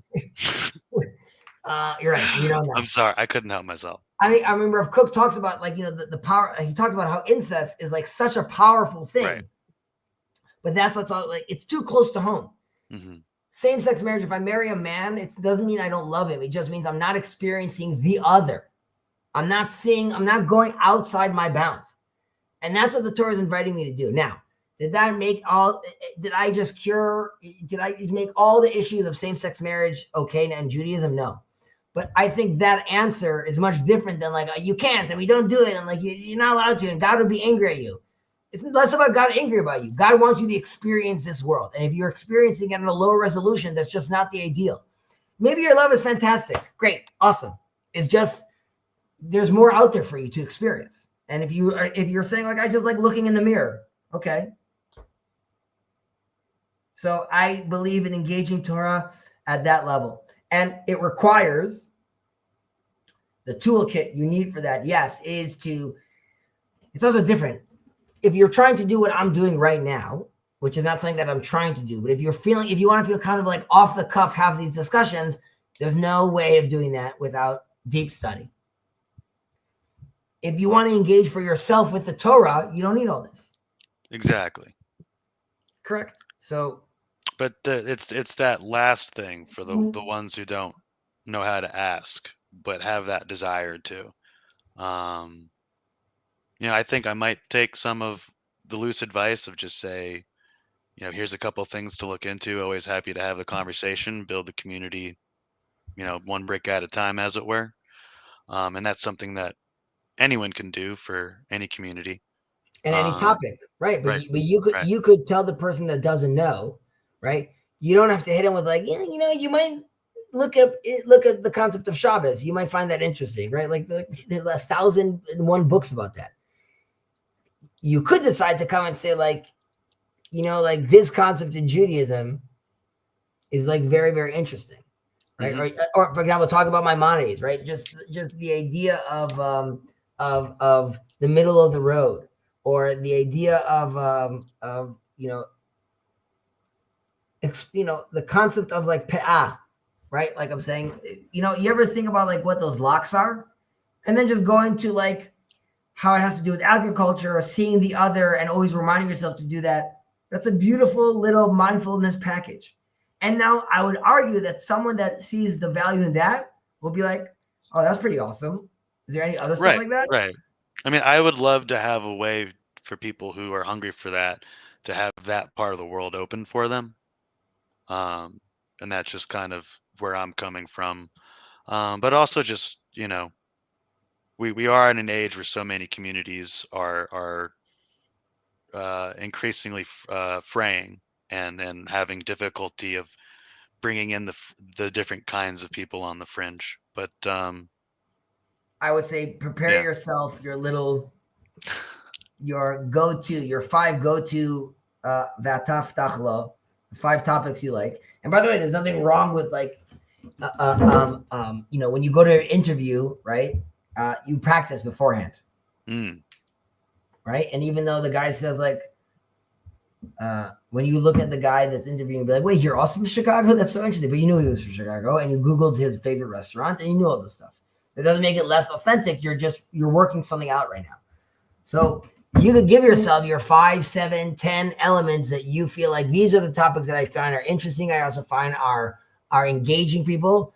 And I'm going to study each one. I'm going to give each one like 2 days.